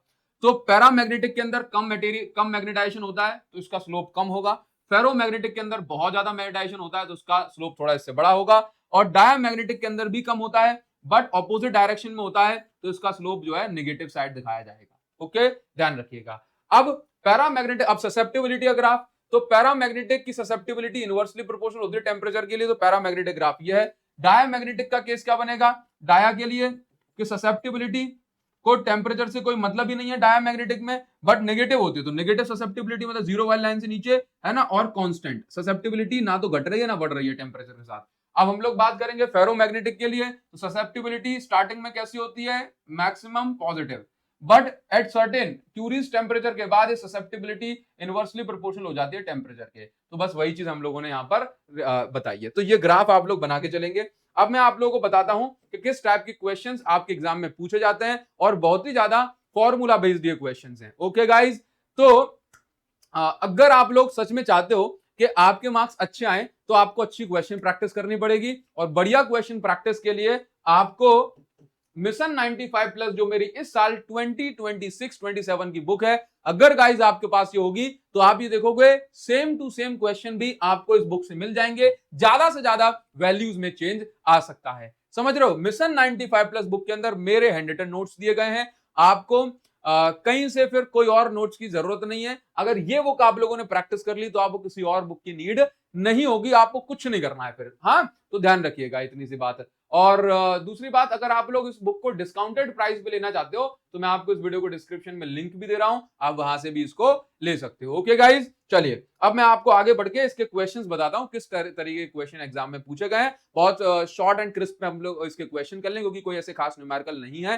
बस जो आपने अभी थ्योरी पढ़ी, थ्योरी पर बेस्ड न्यूमेरिकल्स आ जाते हैं, तो 10-15 मिनट के अंदर हम इसके न्यूमेरिकल्स जो हैं वो भी निपटा देते हैं। चलो आगे बढ़। अब देखो गाइज, मैं ना आपको इस पर बेस्ड कुछ क्वेश्चन करवाऊंगा इस चैप्टर में, ताकि आपको ये समझ में आए किस टाइप के क्वेश्चन एग्जाम में एक्चुअल में पूछे जाते हैं इस चैप्टर से। समझ गए, ज्यादातर जो क्वेश्चंस हैं वो हमारे आते हैं जो हमने diamagnetism, paramagnetism and ferromagnetic substance पढ़े, वहां से फिर हमारे पास जो मिक्स्ड क्वेश्चन है वो आ जाते हैं। तो मैं आपको बता देता हूं एक बार कैसे क्वेश्चन आते हैं, और जल्दी जल्दी फटाफट से हम इनको सॉल्व करते चले जाते हैं। देखो पहला क्वेश्चन हमें क्या मिल रहा है कि विच of the following material has permeability less than 1, तो लेस देन फ्री स्पेस, तो फ्री स्पेस की परमिएबिलिटी होती है 1, तो 1 से कम परमिएबिलिटी किसकी होती है, बोला डायामैग्नेटिक सब्सटेंस की। तो अब इन चारों में पहचानो कौन सा मटेरियल डाया है, कौन सा पैरा है, कौन सा फेरो है। तो मैंने सबके सामने लिख दिया कौन सा डाया, पैरा, फेरो है। तो यहाँ पर कॉपर डायामैग्नेटिक मटेरियल है, तो इसलिए हमारे पास कॉपर करेक्ट आंसर हो गया। कॉपर की परमिएबिलिटी 1 से कम होती है। ओके, चलिए, तो एग्जाम्पल अगर आपने याद कर लिए तो आपका काम बन जाएगा। अब देखो अगला यहाँ पर क्वेश्चन पूछा गया, विच हैज रिलेटिव परमिएबिलिटी, मतलब म्यू आर बिटवीन 0 to 1, यानी कि सेम क्वेश्चन का ही पूछने का तरीका बदल गया। तो 0 से 1 के बीच में परमिएबिलिटी किसकी है, यानी 1 से छोटी परमिएबिलिटी किसकी है, बोला डायामैग्नेटिक की। तो ये जो गिवन एग्जांपल है इनमें से हमें डायामैग्नेटिक पहचानना है। तो वाटर क्या है, वाटर डायामैग्नेटिक है। देखो आप ऐसे याद रखो, देखो कौन कौन सब्सटेंस डायामैग्नेटिक है, तो गोल्ड हो गया, कॉपर हो गया, जिंक हो गया, लेड हो गया, सिलिकॉन हो गया, हाँ, इसके अलावा सोडियम हो गया, सॉरी सोडियम क्लोराइड, सोडियम तो पैरामैग्नेटिक है, सोडियम क्लोराइड आपका कौन सा है, बताओ जरा, बोलो बोलो बोलो, सोडियम क्लोराइड डायामैग्नेटिक है। तो हमें ऐसे याद रख लेना, नमक का पानी, नमक मतलब सोडियम क्लोराइड, और पानी मतलब आपका वाटर। तो एक बार फिर से कौन कौन है डायामैग्नेटिक, एक बार याद करो। जो मेटल में मैंने 3 नाम ले दिए, gold, copper, zinc, lead, silicon हो गया, इसके बाद सेमीकंडक्टर, हाँ ये भी क्या है, डायामैग्नेटिक। इसके अलावा क्या बोला मैंने, इसके अलावा मैंने बोला बिस्मथ, बिस्मथ भी याद रखना क्या है, diamagnetic. Water, sodium chloride, diamagnetic. Oxygen, diamagnetic. तो आपको ये एग्जांपल ध्यान रखने हैं। हाँ, अच्छा, पैरामैग्नेटिक में एल्यूमिनियम हो गया,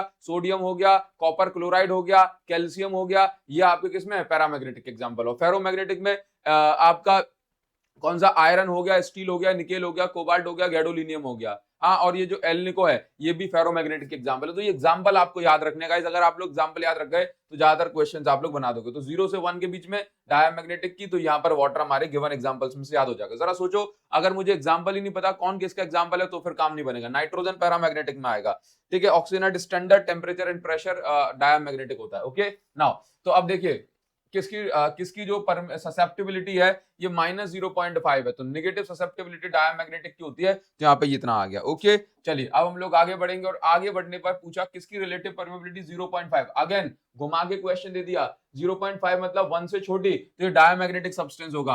अब आगे ये कह रहा है आइडेंटिफाई द मैग्नेटिक मटेरियल, बोला इस मटेरियल को पहचानो। तो ये हो गया हमारे पास कैसा, बोलो, diamagnetic, right its relation between susceptibility. तो रिलेटिव परमिएबिलिटी का ससेप्टिबिलिटी के साथ रिलेशन क्या होता है, तो mu R is equal to 1 plus chi. अगर मैं ससेप्टिबिलिटी की वैल्यू कितनी लिख दूं, अच्छा निकालनी है, मान लो अगर निकालने को मिल जाए, ये तो रिलेशन हो गया, बस इतना लिखना था। अब अगर मान लो रिलेटिव परमिएबिलिटी की वैल्यू 0.5 दी है, तो यहाँ पे ससेप्टिबिलिटी की वैल्यू निकाली जा सकती है इस फॉर्मूले से, ठीक है, ध्यान रखोगे। चलो आगे बढ़ेंगे, तो आप देख रहे हो सेम टाइप के क्वेश्चन ही इसमें बार बार रिपीट होता है। अब देखिए क्या कह रहा है, which of the following material can not modify. अब बच्चे करते हैं एग्जांपल में, मतलब देखो इसमें इस चैप्टर में ऐसा कुछ टफ और खतरनाक पूछने को तो नहीं है, तो वो क्या करते हैं कि सिंपल चीजों को अलग अलग तरीके से घुमा के दे देते हैं। बच्चे करेंगे डायग्राम देखेंगे, ओ भाई साहब ये तो डायमैग्नेटिक है, और पटाख से आंसर लगाएंगे डायमैग्नेटिक। बट उसने क्या बोला है, उसने बोला कौन सा मटेरियल मैग्नेटिक फील्ड लाइन को ऐसे मॉडिफाई नहीं कर पाएगा, तो जो डायमैग्नेटिक होगा वो कर देगा, जो डायमैग्नेटिक नहीं होगा वो नहीं कर पाएगा। तो आप यहाँ पर देखो, आप यहाँ पे देखो, सुनिए जरा, तो हम यहाँ पर समझेंगे भाई निकेल तो क्या है, ferromagnetic, silicon, copper, sodium chloride, ये क्या है बताओ जरा, silicon dia, copper dia, sodium chloride dia, है ना, नमक, तो निकेल क्या है बोला, फेरोमैग्नेट, तो ये ऐसे कर सकता है। अच्छा, पैरामैग्नेटिक सब्सटेंस कैसे मैग्नेटिक फील्ड को वो करते हैं, पैरामैग्नेटिक सब्सटेंस मैग्नेटिक फील्ड को मॉडिफाई कैसे करते हैं, तो पैरामैग्नेटिक सब्सटेंस कोई मैग्नेटिक फील्ड लाइन जो बाहर से आ रही है, पैरामैग्नेटिक सब्सटेंस उनको अपने अंदर से जो है पास कराता है, मतलब ये अट्रैक्ट कर लेता है। और अगर फेरो होगा तो भाई फेरो में ये अट्रैक्शन बहुत बहुत ज्यादा बढ़ जाता है। अगर फेरो मैग्नेटिक होगा तो ये अट्रैक्शन बहुत ज्यादा बढ़ जाएगा। जैसे इसके अंदर 3 लाइन जा रही हैं, तो भाई यहाँ पे जो स्ट्रेंथ होगी फेरो मैग्नेटिक के अंदर ये बहुत ज्यादा बढ़ जाएगी।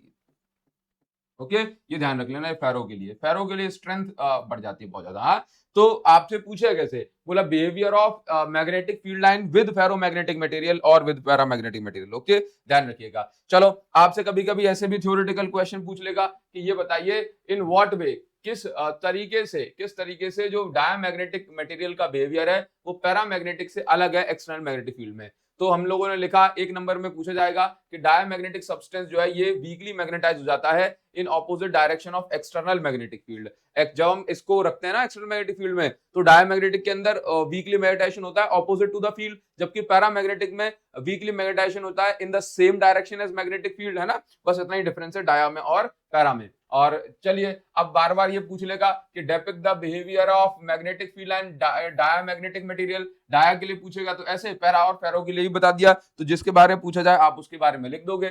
अच्छा देखिए, अब बार बार देखो इसी टाइप के क्वेश्चंस आते हैं कि ससेप्टिबिलिटी बताइए, यदि किसी मटेरियल की 0.98 है तो बताओ, सबसे पहले मटेरियल को आइडेंटिफाई कर लो और उसके बारे में बता देना है आपको, उसके बारे में मैग्नेटिक फील्ड लाइन का पैटर्न बना देना है। ओके, तो भाई ससेप्टिबिलिटी पहली चीज तो नेगेटिव नहीं है, कैसी है, पॉजिटिव है। तो पॉजिटिव है तो ये क्या हो जाएगा, पॉजिटिव है। और देखो 0.98 ये 1 से भी छोटी है, मतलब अगर पॉजिटिव है तो इसका मतलब या तो पैरा होगा या फेरो होगा। फेरो होगा ससेप्टिबिलिटी की वैल्यू बहुत बड़ी होगी, ठीक है। बट ये कैसा है, ये पैरा है, 1 से थोड़ी छोटी है। हाँ, समझ रहे हो, तो ये छोटी वैल्यू है बट पॉजिटिव, इसलिए हमने पैरामैग्नेटिक सब्सटेंस का कह रहा मैग्नेटिक फील्ड लाइन का पैटर्न ड्रॉ करो, तो वो भी हम जो है यहाँ पर इस तरीके से ड्रॉ कर देंगे। ये पैरामैग्नेटिक के लिए मैग्नेटिक फील्ड लाइन बना दी। ओके, चलिए अब आगे बढ़ेंगे। नेक्स्ट हम देखो 2025 में, मतलब ऐसा है कि लेटेस्ट ईयर्स में भी क्वेश्चन आया, बट कैसे आया देखो, सेमी क्वेश्चन तो आ रहे हैं। मैग्नेटिक ससेप्टिबिलिटी डायमैग्नेटिक के लिए कैसी है, स्मॉल, छोटी भी है और नेगेटिव भी है, मतलब 2025 का ये लेटेस्ट क्वेश्चन है। फिर 2025 में दूसरे सेट में क्वेश्चन आया कि विच of the following pair is that of paramagnetic material. तो मतलब अगर आपको फॉर्मूले याद है तो आप, सॉरी, अगर आपको एग्जांपल याद है तो आप बता सकते हो, अगर एग्जांपल ही याद नहीं है तो आप लोगों से नहीं बनेगा। तो अब अभी हम लोगों ने क्या देखा, पैरामैग्नेटिक का पेयर पूछ रहा है, कॉपर डाया, ये पैरा, ये डाया पैरा का पेयर हो गया, ये पैरा पैरा का पेयर है, ये डाया और फेरो का पेयर हो गया, ये दोनों फेरो के पेयर हो गए। तो उसने कह रहा है कि डायमैग्नेटिक का पेयर बताओ, तो जिस बच्चे को एग्जांपल होगा वो सही बता देगा, अदरवाइज जिन बच्चों को एग्जांपल याद नहीं होंगे वो चैप्टर 5 जैसे छोटे चैप्टर और इजीएस्ट चैप्टर में भी 1 नंबर नहीं जुटा पाएगा। हाँ, फिर लगेगा तुक्का गलत हो गया तो लगेगा सीबीएसई का मुक्का। ओके, चलिए तो देखिए जरा, अबव क्यूरीज टेम्परेचर के बाद क्या होता है बताइए। हम लोगों ने सीखा नहीं है कि फेरोमैग्नेटिक मटेरियल पैरा में कन्वर्ट हो जाता है, तो वही हमें ऑप्शन टिक कर देना है। आफ्टर दिस, अब देखो इसमें क्या पूछ रहा है कि यदि आप एक मटेरियल को यूनिफॉर्म मैग्नेटिक फील्ड में पुश करते हो, सॉरी, ये मटेरियल इज पुश्ड आउट, एक मटेरियल जो है ये मैग्नेटिक फील्ड में पुश्ड हो जाता है, पुश्ड आउट मतलब मैग्नेटिक फील्ड उसको रिपेल कर देती है। तो बताइए, पुश्ड आउट, बाहर धक्का पड़ रहा है, मतलब मैग्नेटिक फील्ड उसको रिपेल कर रही है, तो बताओ कौन सा मटेरियल होगा, डायमैग्नेटिक मटेरियल। 2024 के या 25 का क्वेश्चन है ये। हाँ, ध्यान रखिए। अब देखो मैग्नेटिक मोमेंट किस किस का, सोलेनॉइड और बार मैग्नेट का कैसा है, इक्वल है, ये चीज तो हम जानते हैं। कौन सा स्टेटमेंट मोनोपोल के लिए करेक्ट है, ये वाले पूछ रहा है, which of the following statement is correct about magnetic monopole. तो magnetic monopoles do not exist, ये हमारा सही आंसर है। तो अगर हम लोगों ने इस चैप्टर की थ्योरी पढ़ी है तो आराम से हम इसके क्वेश्चन को बना सकते हैं। इसी टाइप के क्वेश्चन आते हैं। अब थोड़ा सा आपका दिमाग चेक करने के लिए कभी कभी ऐसे छोटे छोटे से क्वेश्चन भी दे सकते हैं। देखो जरा इस क्वेश्चन में क्या दिया जा रहा है, इसको जरा हम लोग ध्यान से समझ लेते हैं। डरना तू बंदेया, मरना तू बंदेया, राहों में चल बंदेया। ये देखो, ये हमारे पास एक बार मैग्नेट है, ये हमारे पास एक दूसरी बार मैग्नेट है। अब आप लोगों से यहाँ पे क्या बोल रहा है, हमसे कह रहा है कि भाई ये है इन दोनों का सेंटर। देखो, दोनों के सेंटर टू सेंटर डिस्टेंस है डी डिस्टेंस है। ओके, ये हो गया दोनों का सेंटर और ये हो गया पॉइंट पी। ओके, ये हो गया पॉइंट पी। अब और ये जो पॉइंट पी आप देख रहे हो, ये पॉइंट पी है कैपिटल डी डिस्टेंस पे। अब आप लोगों से क्या कह रहा है, आप लोगों से क्या कह रहा है, ये कह रहा है दो आइडेंटिकल बार मैग्नेट है, आर फिक्स, ये फिक्स कर दिए हैं, are kept at centre d distance apart, stationary charge Q is placed at point P. एक स्टेशनरी चार्ज क्यू जो है इस पॉइंट पे रखा हुआ है, तो हम भी रख देते हैं। ओके, आगे कह रहा है कि भाई आपको बताना है बिटवीन टू मैग्नेट, और आपको आपसे कह रहा है force on charge Q is, भाई इस पे कितना फोर्स लगेगा, तो इस पे कितना फोर्स लगेगा। तो बच्चे क्या कर सकते हैं, आप एक काम करो, इस वीडियो को खुद से पॉज कर लो क्लास को, और खुद से आंसर देने की कोशिश करो कि आप कितने सेकंड में, कितने मिनट में, कितने घंटे में इसका आंसर दे सकते हो। पॉज कर लो, कर लिया बच्चे। इसके अंदर देखो, अगर आपने जवाब दे दिया तो बहुत अच्छी बात है, आप पढ़ रहे हो, आपकी थोड़ी सी प्रोग्रेस हो रही है। लेकिन अगर आपने जवाब नहीं दे पाया तो इसका मतलब ये मत समझना कि आप गधे हो, आपको कुछ नहीं आता, आपसे हो नहीं पाएगा। डिमोटिवेट नहीं होना है, उसको पहचानो कमी को, कि कमी हम कहां कर रहे हैं, हम सिर्फ कमी कर रहे हैं कि हमारी प्रैक्टिस अच्छी नहीं है। क्योंकि जब हम क्वेश्चंस को प्रैक्टिस करते हैं ज्यादा से ज्यादा, तब हम उन लॉजिक को लगाना सीख पाते हैं। कुछ बात समझ में आ रही है आपको? तो बस आपको यही बात ध्यान रखना है कि उसने क्या बोल दिया कि चार्ज कैसा है, स्टेशनरी चार्ज है। अगर चार्ज स्टेशनरी है गाइज, यदि चार्ज स्टेशनरी है तो स्टेशनरी चार्ज पर मैग्नेटिक फील्ड में जीरो फोर्स लगता है। स्टेशनरी चार्ज पर यदि कोई चार्ज रेस्ट में है तो स्टेशनरी चार्ज है, इसलिए कैसी भी मैग्नेटिक फील्ड हो, फोर्स जो है वो जीरो लगेगा। बस देखो, क्वेश्चन कितना घुमा के दिया, कितना बड़ा कर दिया, लेकिन एक छोटा सा टर्म जो है इसने आंसर को एक सेकंड के अंदर डिसाइड कर लिया। हाँ, ध्यान रखिएगा। चलो, तो जितनी हम लोग क्वेश्चन प्रैक्टिस करेंगे उतना हमारा जो आंसर है वो सही होता जाएगा। अब इसके बाद आप लोगों को यहां पर ध्यान देना है, आप लोगों को यहां पर ध्यान देना है कि करंट कैरिंग कंडक्टर, एक करंट कैरिंग लूप, ये करंट कैरिंग लूप है, इसकी चार जो है अलग अलग ओरिएंटेशन दिखाई गई है। Arrange them in decreasing order of potential energy. कह रहा है कि इनमें से पोटेंशियल, डिक्रीजिंग पोटेंशियल एनर्जी के ऑर्डर में हमें अरेंज करना है। तो देखिए, बहुत सिंपल सी बात है कि ये जो आप यहां पर देख रहे हो, ये जो आप यहां पर देख रहे हो, ये है मैग्नेटिक फील्ड की डायरेक्शन, और जो आप यहां देख रहे हो ये है हमारे पास किसकी डायरेक्शन, एरिया वेक्टर की डायरेक्शन। ओके, ध्यान रखिए। तो हमें पोटेंशियल एनर्जी बताना है कि डिक्रीजिंग ऑर्डर में अरेंज करना है। तो अगर मैं पहले वाले की बात करूं तो यहां पर पोटेंशियल एनर्जी निकाल तो लूंगा, बट यहाँ पर एरिया वेक्टर और मैग्नेटिक फील्ड ऑपोजिट डायरेक्शन में, इसलिए एंगल यहाँ पे बनेगा 180 डिग्री, बनेगा एरिया वेक्टर और मैग्नेटिक फील्ड के बीच में 180 डिग्री। तो पहले केस में अगर मैं बात करूंगा तो यहाँ पे थीटा की वैल्यू 180 डिग्री होगी, और पोटेंशियल एनर्जी निकालूंगा तो U is equal to minus M B cos theta आ जाएगा। तो माइनस एम बी कॉस 180 की वैल्यू होती है माइनस का 1, तो माइनस एम बी, और ये हो गया मेरे पास माइनस का 1, तो पोटेंशियल एनर्जी आ गई मेरे पास प्लस एम बी केस 1 में। अगर मैं केस 2 की बात करूंगा तो यहां पर दोनों के बीच में एंगल बन रहा है 90 डिग्री, ये देखो दोनों के बीच में एंगल बन रहा है 90 डिग्री। तो केस 2 में पोटेंशियल एनर्जी जो हो जाएगी वो जीरो निकल के आएगी। थीटा यहां पे बन रहा है 90 डिग्री, तो केस 2 में जो पोटेंशियल एनर्जी है वो जीरो आ गई। केस 3 की अगर मैं बात करूंगा तो मैं ये देखूंगा कि यहां पर जो एंगल है ये लगभग आपका 45 डिग्री के आसपास हम लोग मान लेते हैं। 45 डिग्री ही यहां पर मुझे दिखेगा, 0 से 90 के बीच में है ना, 60 हो 30 हो, बट 0 से 90 के बीच में। तो लेट्स से अगर मैं यहां पर एंगल 45 डिग्री ले लेता हूं तो कितना हो जाएगा, कितना हो जाएगा बताओ, थीटा की वैल्यू अगर मैं 45 ले लूं, या चलो 45 की जगह आपको समझाने के लिए मैं सीधा सीधा यहाँ पे लेट्स से एंगल, वैसे तो 45, चलो 45 ही लूंगा, आपको समझ भी तो बनानी ही पड़ेगी। तो थीटा की वैल्यू 45 मैंने ले ली, तो यहाँ पर पोटेंशियल एनर्जी कितनी आएगी, U is equal to minus M B cos 45। तो यहाँ पोटेंशियल एनर्जी हो जाएगी माइनस एम बी कॉस 45 की वैल्यू 1/√2 होती है, तो माइनस एम बी बाय √2, और 1/√2 की वैल्यू होती है 0.707, 0.707 किसकी वैल्यू है, 1/√2 की। तो मैं सिंपल यहाँ पे 0.71 एमबी लिख लेता हूँ। तो याद कर लो, √2 की वैल्यू, 1/√2 की वैल्यू 0.707 है, 0.71 होती है। अब मैं जाऊंगा केस 4 पे। तो केस 4 पे अगर मैं बात करूंगा तो यहाँ पर कितना है, लेट्स से ये एंगल लगभग 120 डिग्री के आसपास होगा, 120, 130, 135। तो इसको मैं थीटा इज इक्वल टू कितना मान लूं, let's say theta is equal to 120 degree मैंने मान लिया, यहाँ पे मेंशन तो नहीं है। अब थीटा इज इक्वल टू अगर 120 डिग्री मान लूं, या चलो 135 मान लूं, तो cos 135 भी कितना होगा,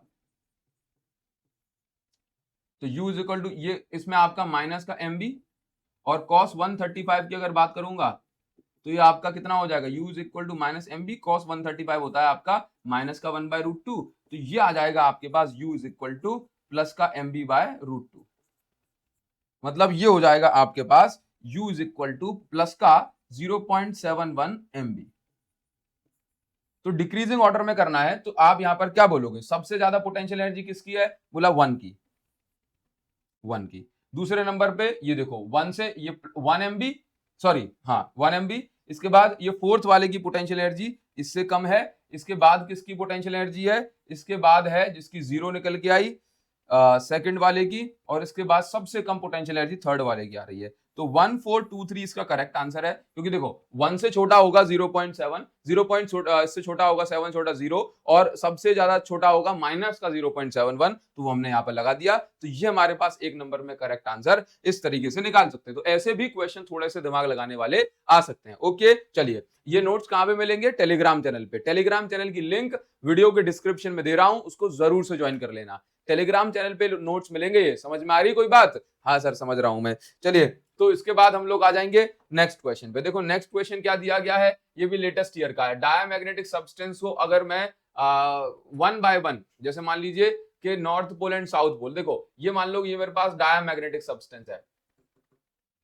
अब मैं एक मैग्नेट का नॉर्थ पोल लेके आता हूं, ठीक, और एक बार मैं एक मैग्नेट का साउथ पोल लेके आता हूं। ओके, 1 बाय 1, 1 बाय 1, 1 बाय 1, एक एक करके लेके आऊंगा। तो जब मैं नॉर्थ पोल लेके आऊंगा तो ये नॉर्थ पोल को रिपेल करने के लिए अपने अंदर यहाँ पे नॉर्थ बनाएगा, क्योंकि ये तो ऑपोजिट डायरेक्शन में फील्ड बनाता है, समझ रहे हो। चलिए, और अगर मैं साउथ पोल लेके आऊंगा तो यहाँ पर ये साउथ बना लेगा। तो दोनों ही केस में आप कोई मैग्नेट लेके आओगे रिपेल करेगा। हाँ, अगर एक साथ ले आओगे तो कोई ना कोई मैग्नेट अट्रैक्ट कर लेगी, कोई ना कोई रिपेल कर लेगी। हाँ, तो देखिए जरा, तो आप दोनों को एक साथ लेके आओगे, दो सॉरी 1 बाय 1 लेके आओगे तो रिपेल करेगी, चाहे नॉर्थ पोल हो चाहे साउथ पोल, क्योंकि ये क्या करते हैं, ये जैसे अगर अट्रैक्शन होता तो ऑपोजिट पोल को इंड्यूस करते, रिपल्सन हो रहा है इसलिए ये साउथ जो सिमिलर पोल को इंड्यूस कर लेते हैं। हाँ चलो, अब इसके बाद जैसे मैं यहाँ पर बात कर लेता हूँ, कुछ क्वेश्चन हमारे पास तरीके से आ जाते हैं। जैसे मान लीजिए हमें यहाँ पर मिल गया कि मैग्नेटिक परमेबिलिटी कितनी है, 300 केल्विन है। कह रहा है कि सॉरी एट 300 केल्विन, कह रहा है कि टेम्परेचर जब 300 केल्विन है तो जो ससेप्टिबिलिटी है, ससेप्टिबिलिटी कितनी है, 1.2 इंटू 10⁵। ससेप्टिबिलिटी को यूनिट नहीं होती, यूनिट लेस क्वांटिटी होती है। तो कह रहा है कि एट व्हाट टेम्परेचर, कितने टेम्परेचर पे ससेप्टिबिलिटी कितनी हो जाए, ससेप्टिबिलिटी हो जाए 1.44 10⁵। कह रहा है जब टेम्परेचर 300 केल्विन है तो ससेप्टिबिलिटी इतनी है, जब टेम्परेचर 300 केल्विन ससेप्टिबिलिटी इतनी है, बोला कितने टेम्परेचर पे ससेप्टिबिलिटी 1.44 10⁵ हो जाएगी। तो आप लोग क्या करोगे, यहां पर हम लोग चेक करेंगे कि ससेप्टिबिलिटी का टेम्परेचर का इनवर्स रिलेशन है। तो अगर मैं chi2 बाय chi1 करता हूं तो ये आ जाएगा मेरे पास T1 बाय T2। तो अगर मैं यहां से T2 की वैल्यू निकालना चाहूं तो T2 को ऊपर भेज दिया मैंने, तो chi1 bye chi2 into T1, तो T2 is equal to chi1 bye chi2 कितना होगा, chi1 की वैल्यू 1.2 10⁵, chi2 की वैल्यू 1.44 10⁵, T1 की वैल्यू कितनी है, अगर ये T1 की वैल्यू 300 केल्विन, तो T2 इज इक्वल टू कितना हो जाएगा, ये हो जाएगा मेरे पास सब कैंसिल हो जाएगा, ये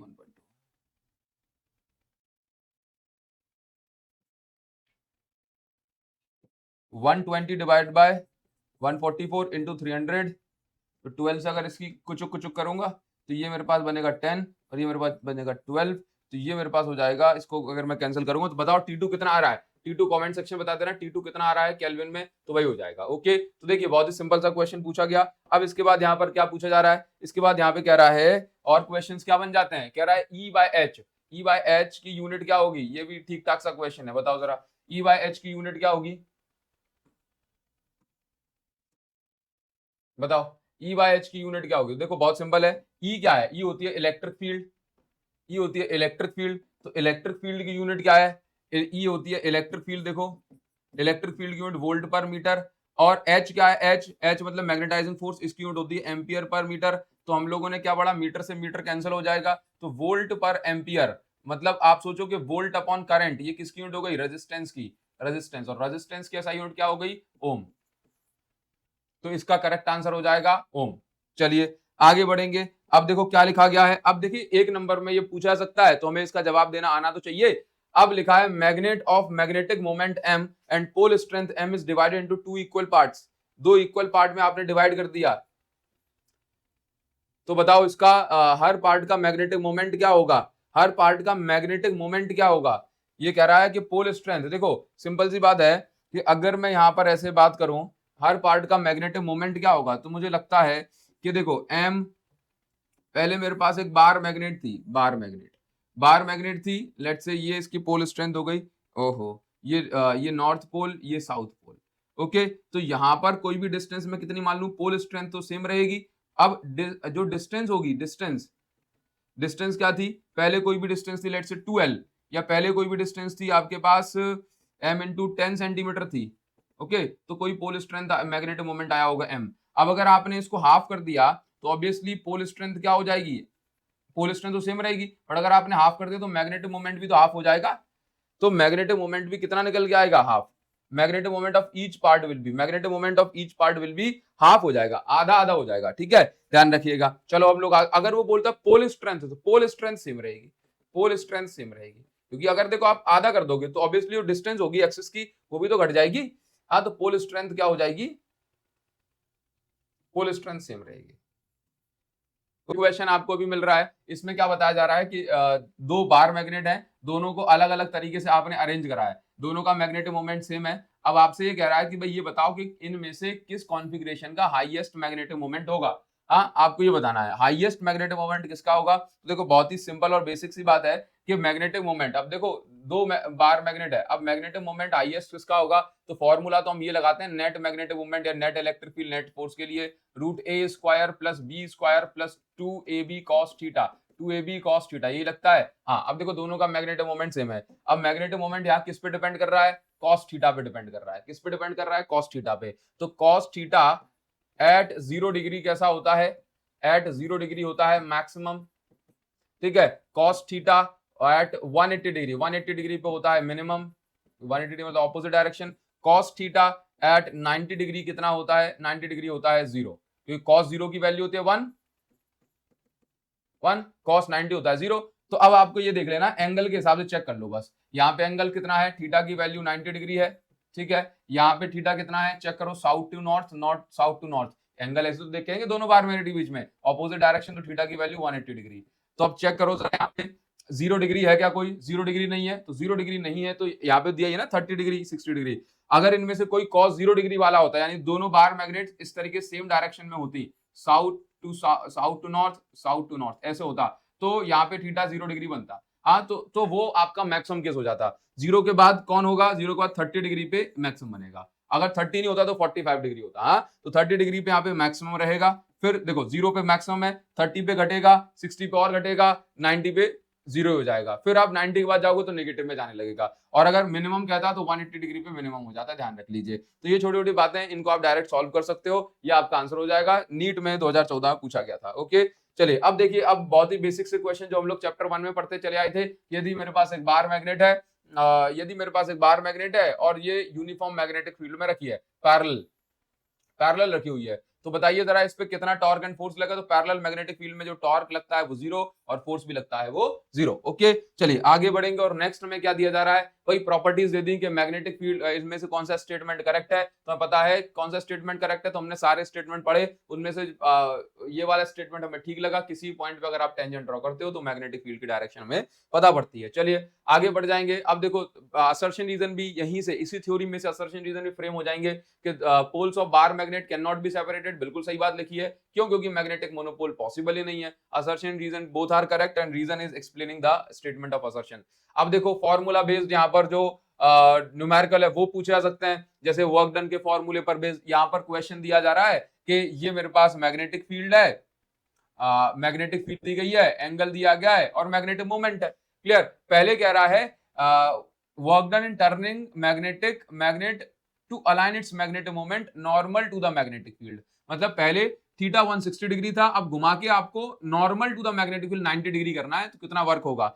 तो वर्क डन पहले कितना था? थीटा 1 की वैल्यू 60, थीटा 2 की वैल्यू 90, वैल्यूज पुट करेंगे, वर्क डन का आंसर आ जाएगा। फिर कह रहा है अगर आप इसको पहले 60 डिग्री पे था, opposite to the magnetic field घुमाओगे, मतलब थीटा 2 की वैल्यू 180 डिग्री रखो, कितना वर्क करना पड़ेगा? तो दोनों थीटा के 1 है, वर्क हमने निकाल लिया। टॉर्क कितना लगेगा इन बोथ केसेस? तो दोनों केस में टॉर्क कितना लगेगा? 60 डिग्री वाले में और 180 डिग्री वाले में टॉर्क कितना लगेगा बता देना। हाँ, तो इस तरीके से हम लोग इस टाइप के क्वेश्चंस को सॉल्व करते हैं। आई होप ये आपको समझ में आया होगा गाइज। अगर आपको इतना क्लियर हो गया तो बस आप इस टाइप के क्वेश्चन को कर सकते हो। और देखिए जितनी ज्यादा क्वेश्चन प्रैक्टिस करोगे उतना बढ़िया हो, क्योंकि नए टाइप के क्वेश्चन हमेशा पूछा सकते हैं। तो क्वेश्चन प्रैक्टिस के लिए आपके पास सिर्फ और सिर्फ एक बुक होनी चाहिए, मिशन 95 प्लस। अगर ये बुक आपके पास है तो भाई साहब आपको बोर्ड्स में कोई नहीं हरा सकता है। मिशन 95 प्लस आपके पास है तो तैयारी आपकी एकदम जीत की हो रही है गाइस। मिशन 95 के प्लस के क्वेश्चंस को कोई बच्चा अगर दो बार लगा लेता है और मुझे फॉलो कर रहा है पूरे साल भर, तो गाइज मैं आपको गारंटी देता हूं आपको 90 की रोड टच करा दूंगा,